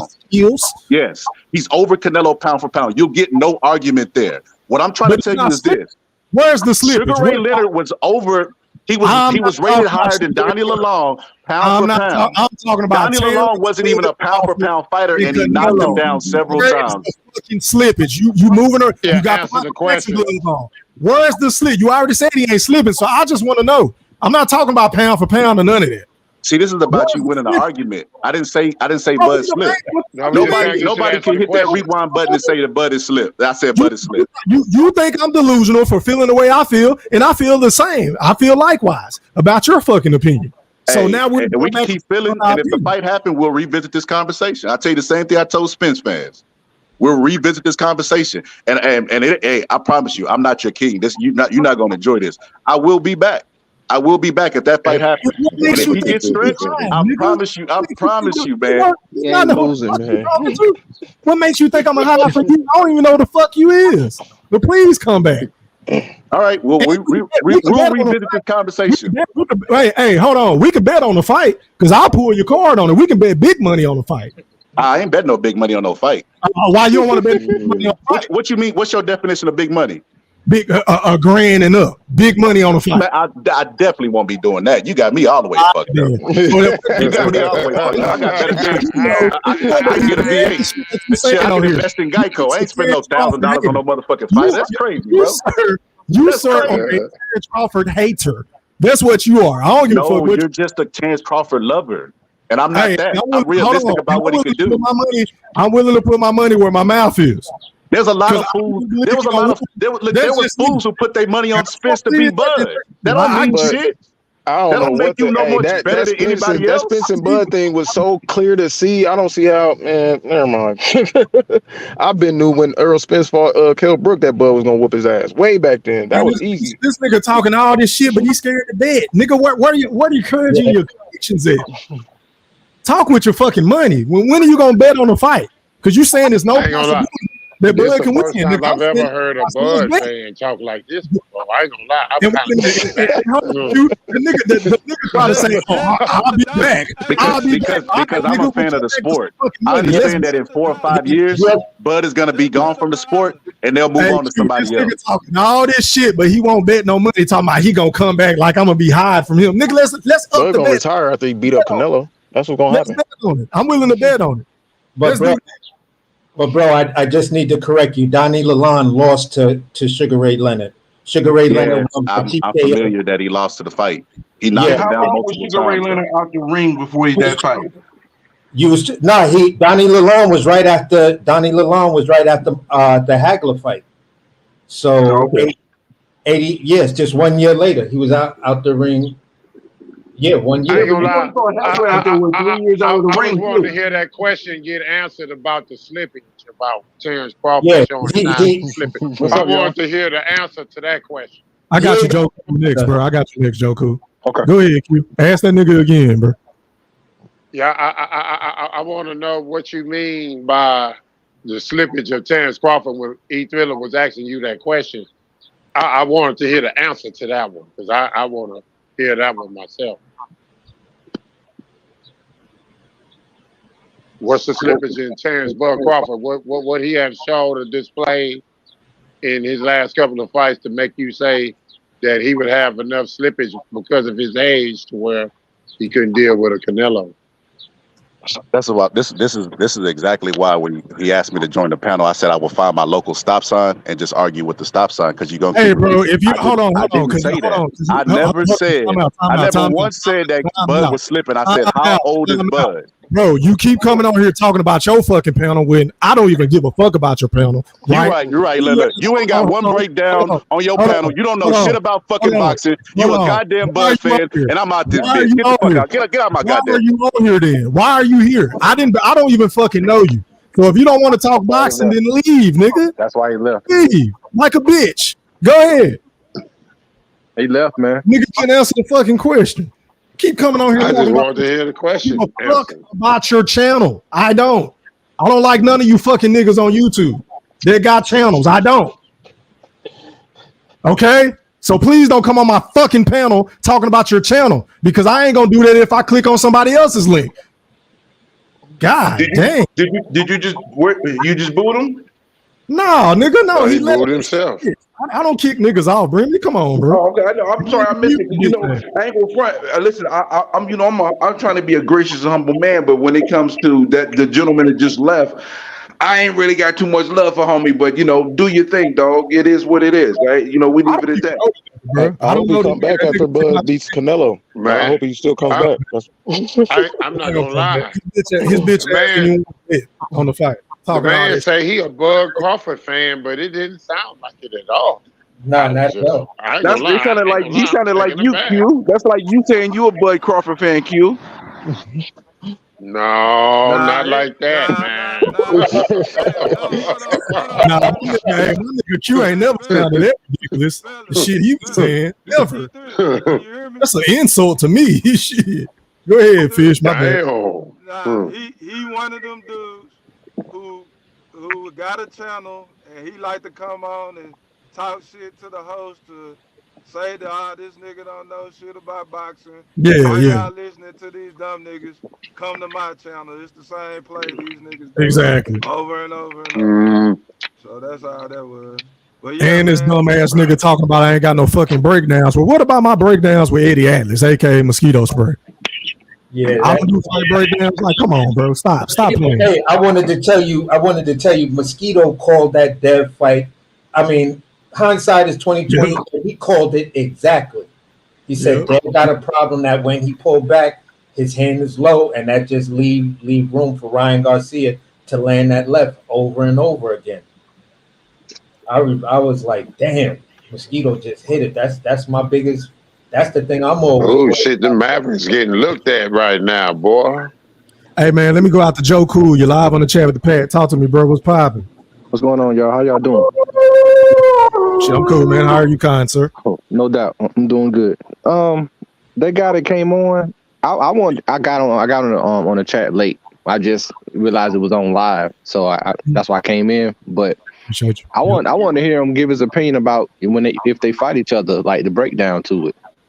I don't understand. I ain't get that part. I'm like, what? You would have to go back and listen to it, bro. He kind of gave a breakdown on it, but he's calling everybody else delusional for having their own personal opinion. But he's one of them niggas that feel like he the smartest nigga in the room. Like you got to agree with what he's saying, or else you're dumb. He one of them type of niggas. So if you go back and listen to it, you'll hear his points. Okay. Oh, that's all I got. The main thing that you need to know, he was talking all this shit. So when I pulled his card, say, "Hey man, I'm willing to bet big money on what the fuck I'm saying," he didn't want to bet. But he's telling me, "Oh, I'm gonna be back after the fight, or I'm gonna do it." Like, nigga, I ain't going nowhere. When have I ever ran for any nigga on YouTube? Right. Was this the first time he ever been on here? It's the first time I've never seen that nigga. I don't know that nigga, bro. Me too. Yeah, I ain't never seen him. I ain't never seen. But he was I ain't never heard him before. Me and AC basically had to beg for him to even click on the fucking link. And he was already being sarcastic in the chat. That's why I'm like, well, shit, the link in the chat, come on and pop your shit. Wow. That's how that shit went. But the conversation I can't wait for this fight to get made. I think it started off well, and then he just jumped off a bridge, and he was just like, "What happened?" He couldn't handle the pressure. You know what I think gonna happen with this fight? I think Earl and Bud fans gonna unite with this one. That's what it started to sound like. It started to sound like that to me. Yeah. But Canelo and Bud. Go with Canelo out there. I think we gonna unite on this one. Yeah, I doubt that, man. You're gonna have a fractured Spence fan base. Half of the Spence fans might, but it's too much hate for Bud from a lot of Spence fans for them to root for Bud. No, I think once it becomes real, I think once it Speaking for becomes my real, Bud Spence fans, we don't hate Bud, we hate his yeah, fan base. yeah. See, that's what I'm saying. That's what I'm Speaking of saying. that, speaking of I that, think speaking of we're gonna that, unite with this one. you know what? You know what? We got an announcement, man. We gonna go and get an announcement, man. Say, man, it's official, man. Bud Buddies, that shit is dead, man. No longer addressing you niggas as Bud Buddies no more. I'm sorry for the disrespect that me and the general that ever gave y'all. I am so sorry, right? Because y'all niggas are no longer Bud Buddies. We've been Earl sexuals for I don't know how many years. Just because we Earl Spence fans, we Earl sexuals, we Earl sexuals, we Earl sexuals. And we had to take that shit, right? Oh, you know what? I came to realize, and this is something that, like I say, me and the general been sitting on for weeks. We just had a conversation or whatever, and my boy just randomly just brought it up, and I say, bam, that's it. So from here on out, no more disrespect to. And I'm glad I was here to be the part of the truth. Y'all are BBLs. Y'all are Bud Buddy lovers. Y'all are Bud Buddy lawyers. Y'all are BBLs, just accept it as is. You know what I'm saying? I will no longer disrespect you niggas no more. Y'all are, that Bud Buddy shit is dead. Y'all are BBLs. Accept that. Accept that. Y'all are BBLs. Hey Q, we just trying to ask for a truce that if we both on the same side of seeing Canelo, take this L, then we could be frenemies just for this one. And after this one, fuck y'all niggas. I'm going BBLAC. BBLAC. You getting curvy, boy. You stupid as hell. Q about BBL. Q, am I a BBL? Oh, you already know you are. BBL I'm not a BBL though, because I don't think Bud's gonna beat you. Fight by decision. Nah, Brim, I think Brim is more of a Canelo fan than a Bud fan. Really close fight though. I think Brim is more of a Canelo fan than a Bud fan. Wrong. Yo, Q, you mean to tell me and you have not gotten to it over and over again about Canelo? Because you mentioned man, Brimley loved Canelo, bro. He loved Canelo. I respect what he's a Saul sexual. Spot on with that, AC. I don't know if he loved him or AJ the most. It's just which one he loved the most out of him or AJ? Where's the crown? I feel you. I think he loved AJ more. It was just weird that the fact that the guy was like, he started comparing him to Michael Jordan and Kobe. That's what got me. That was crazy. Hey, he was talking in circles, bro, but I was gonna keep him right on track, bro. That shit don't faze me, bro. Yeah, man. Man, that nigga can't be a Bud fan, man. He can't, bro. He can't be, bro. That nigga thinks the father. That tells me all I need to know. His name is the That nigga think he know everything, bro. Stop. Nah, I've never heard a nigga say he was a Bud fan. You could have just pulled LeBron James out of your back pocket and be like, well, how old is he? And listen, everything. If the nigga wanted to go head up with me, he could have just came on that type of time. I would have kicked everybody off. He could have went head up on the Canelo versus Crawford shit. Yeah, you see he left. You see he bounced. Just backed out if he wanted it like that. Yeah. Oh, so that nigga there perpetrated like he was a Bud fan just to get on the Exactly. He didn't have to do that. Exactly. He didn't have to do that. You got to do all that. I didn't hear nothing at all came from him that gave me any indication that he was a Bud Crawford anything. Yeah. He didn't say nothing positive other than he wanted to see him fight Jerron Boutinez. That's it. That's the only thing he gonna stomp him out. I wish that fight would happen. Big Fish, I got a question for y'all. Go ahead, bro. Are y'all happy that the corrupt ass WBC put Spencer's #1 so he can get a chance to fight for the title against Pandora? Well, just gonna be for that one WBC. Are we happy about that? Like what you talking about is news to me, so you got to give me some time to process it. So I want to see him fight. Put Spence #1 at 154. I mean, Are you asking me, do I feel he deserved that? Like, I don't get, is this a trick question? Like, what? No. Are you happy about that? This Like, news. I want to see him fight. You know, I don't give a fuck if he fighting for a title or not. I just want to see him fight. Yeah, I don't think he's done. A lot of people think he's done. I want to see him fight Ryan Garcia. Yeah, I'd rather see him fight Ryan Garcia. That's what I want to see. Fight Ryan Garcia. That's a big money fight. Yeah, we need a tune-up. You know, Earl Smith said he don't do tune-ups, but we might oblige Ryan Garcia this time. Oh, you calling Ryan a tune-up? Okay, talk that Earl shit. called him a tune-up. Earl said, I don't do tune-ups, but I might fight you. Earl said that, Brim. He called that boy a tune-up. I ain't gonna lie, I'll tune into that shit. Yeah, that's a big fight, man. Boy, nigga, they fight Dallas, nigga. I'm gonna try to attend that shit. Fuck yeah, with Fundora or Garcia, who would you rather see? Brim Fundora versus Spence or Garcia versus Spence? Which one is the bigger money fight, Brim? The bigger money fight is Ryan. Yeah, of course. And it's interesting. I think it's interesting. Because Ryan is definitely faster than Earl. So yeah. But how much like to see that? He fight at 154 though? You know what I mean? Yeah, he talked about 160. He talked about 160. Yeah, he said 160. You want to fight him at 160? 160. That nigga trying to walk in. He trying to walk up and stand on the skip. He ain't trying to lose no weight. I want to see it at 160. Oh, that nigga lazy as fuck, he bro. He gonna leave McDonald's and fight that nigga. hey, E3, you got to change his last name from Kardashian to Schwarzenegger. Yeah. Oops, I mean Schwarzenegger. Oops, I mean Garcia. Yeah, they got. I don't think Ryan should be rewarded though. I don't think Ryan should be rewarded though. Hey, Canelo, that's what. Hey, Canelo been rewarded since he was a fucking cheat. Brim, talk about that. It might be a good reward for us. Earl might whoop his ass. Big fish, you no, I'm talking about Canelo has been successful after being caught cheating with that lying ass state that glutarol shit. Excuse. Yeah, so he a cheater. You ain't gonna get me to beef with you on that. I ain't got no wins on that. His fans don't want to talk about that shit. Good Mexican meat. Good Mexican meat. I want to play the race card when you bring up shit like that. Yeah, I hate that shit. You gotta keep it a beat, bro. Don't like them facts. They can't talk boxing with it, bro. They always bring it. And then I had a nigga tell me that Mexicans been running boxing and we got the best fighters. Like, since when? They got the best drugs, nigga. Since when? Right now, it's Japan run boxing right now. Sugar Ray Robinson, Sugar Ray Leonard, Marvin Hagler, B-Hot, Roy. Man, I can go on. I'm just saying, it's a picture of all the motherfuckers that pop dirty in one picture. Come on, man. But y'all running, okay. Man. Come on. Niggas crazy. Man, he hurt. Let that have been Devin that got caught with some stuff in the system. Who y'all got tonight, Kambosos or Lomachenko? Lomachenko for me, Fish.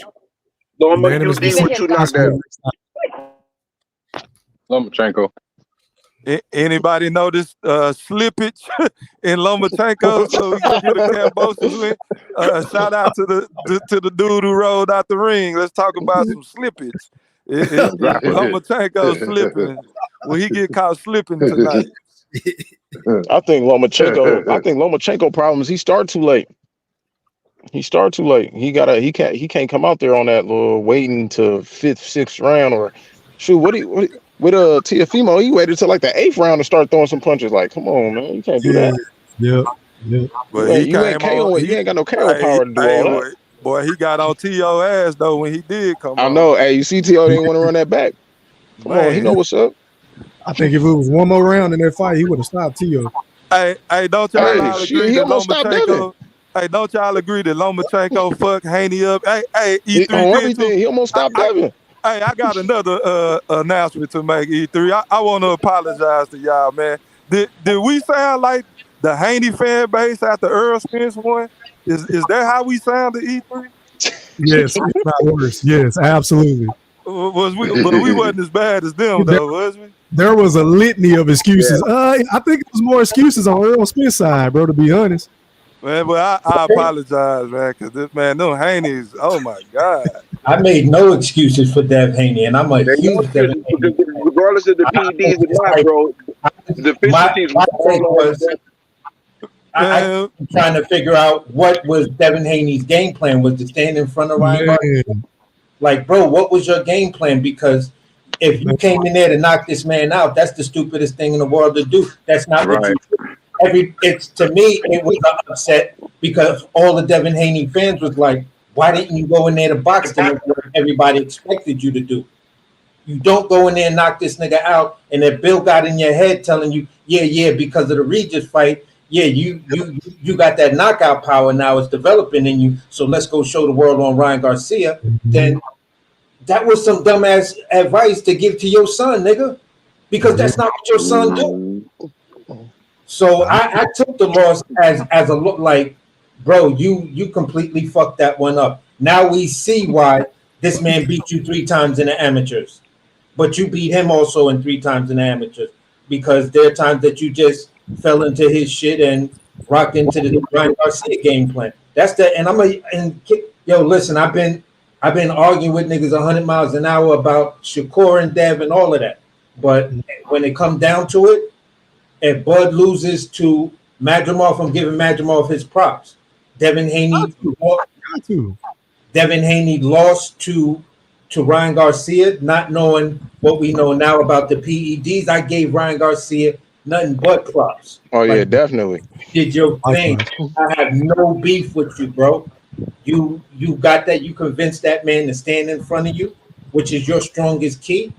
Because there's 2 dudes that you just don't stand in front of, in my opinion. That's these young fighters. One is Ryan Garcia, the other one is Tank Davis.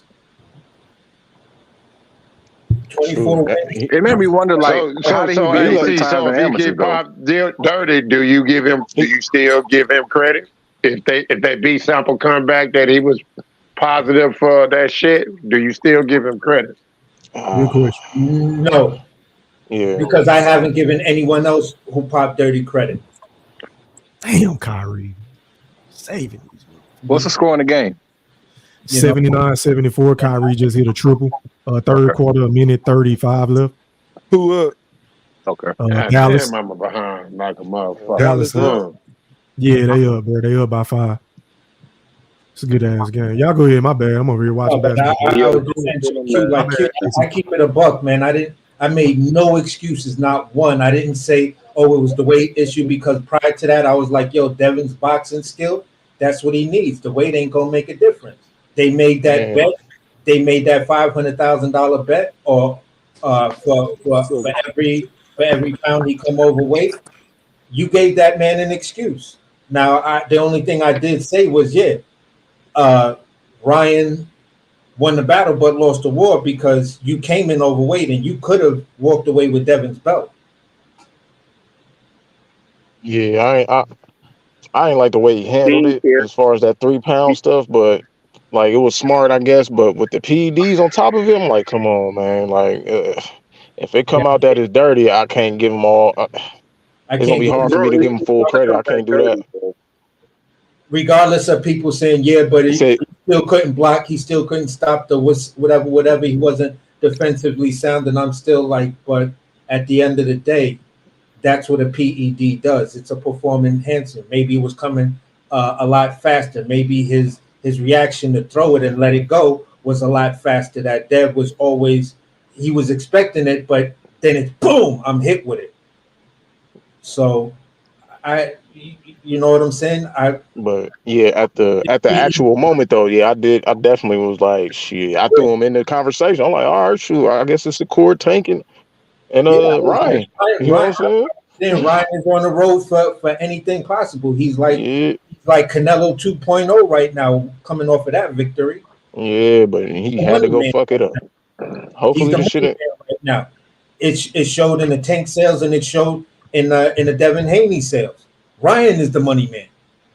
So at the end of the day, I was like, all right, Ryan, you can fight whoever the fuck you want right now. You a nigga that's saying belts don't matter. You fighting for the bean, so fuck it. Do you, my nigga? I ain't got no problems with you. You beat my guy handily. Like, I was not expecting that. and they came in with the wrong game plan to just let you beat the shit out of them. That shit was crazy. I ain't gonna lie. Yeah. I was watching that shit in complete awe. Like, what? Yeah, I was damn near ready to snatch my TV out the fucking wall and throw it like, damn. What the? Hey, look, hey, he was winning so good. Like, I was kind of just in the middle, but I still kind of wanted Devin to win just because I ain't like how Ryan was acting in the lead up. So I kind of wanted Devin to win. But once he started whooping his ass, like, I was kind of like, damn, stop him then. Shoot, if you gonna do it, do it. Yeah, that's what I was like. I was like, stop him then. But he was holding on for dear life. Literally. Yo, that fight was a big indictment on Devin Haney, bro. I'm concerned for him fighting anybody with a real punch because his recovery time takes way too long. Well, I mean, he never recovered at all. You got to give this. You got to put this into play, right? Ryan Garcia is up there with in the top 10 of fastest hands in boxing right now, right? And he does have power, and his power punches that left hand. So when you getting caught with it, and maybe the first one that caught him, he did have recovery time because he went on to win 3 rounds after that. You feel what I'm saying? It's when he got caught with it the second time, something was different.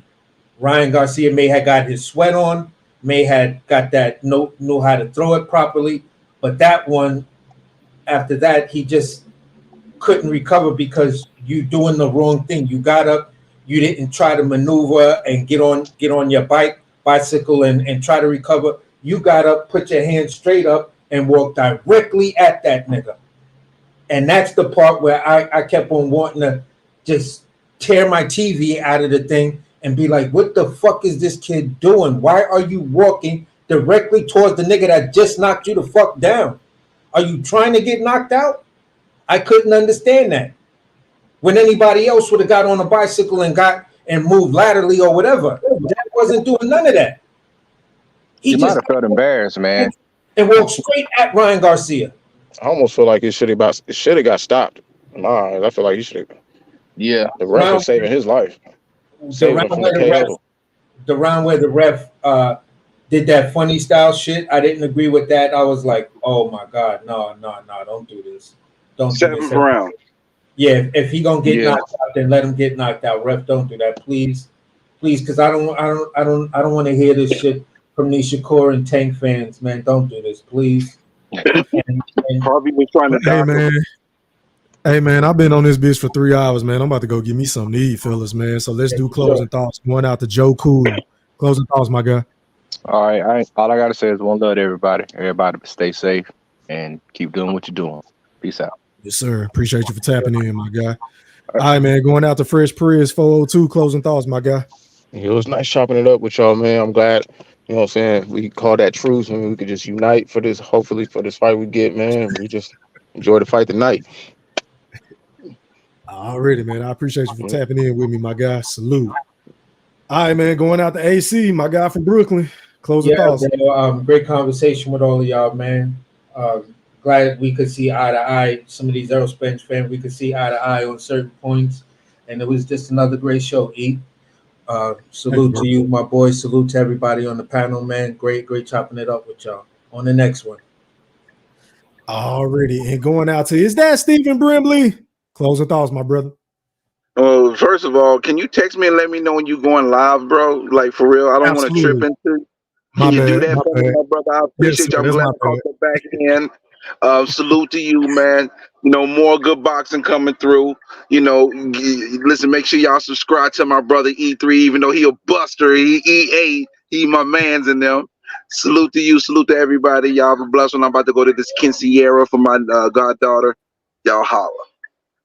All right, man. Be safe out there, Brim. All right, man. And going out to the BFB Ringmaster Q. Closing thoughts, my brother. Hey, man.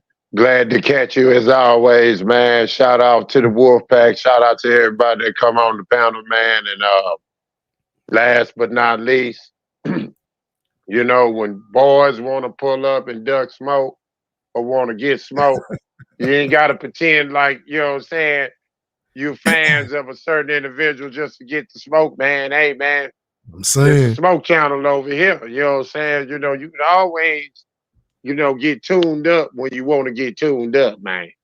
Man, where they do You know. that shit? Q, then the nigga dropped off. Like, come on, man. And still going hard in the chat.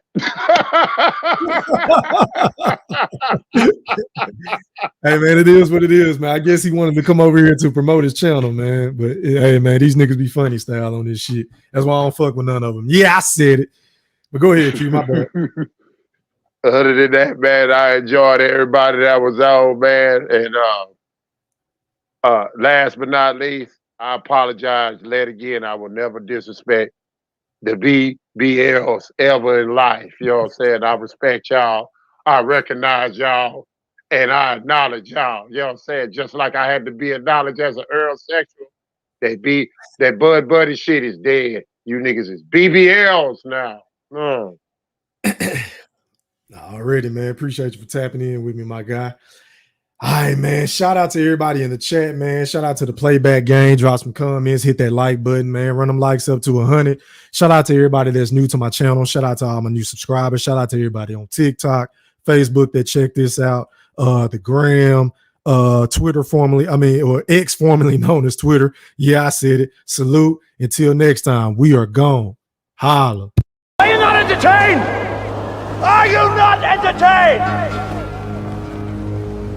Is this not why you are here? Yeah, I said it.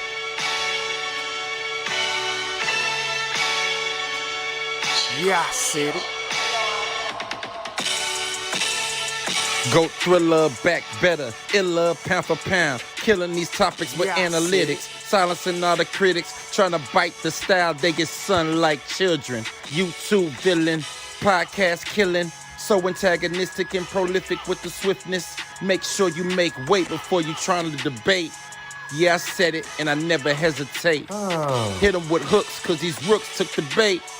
Start the show cause goats never hesitate. Ducking smoke, got them sweating at they toxins. Yeah, Goat thriller, cleaning up the sport of boxing. Aight then. Yeah, I said it.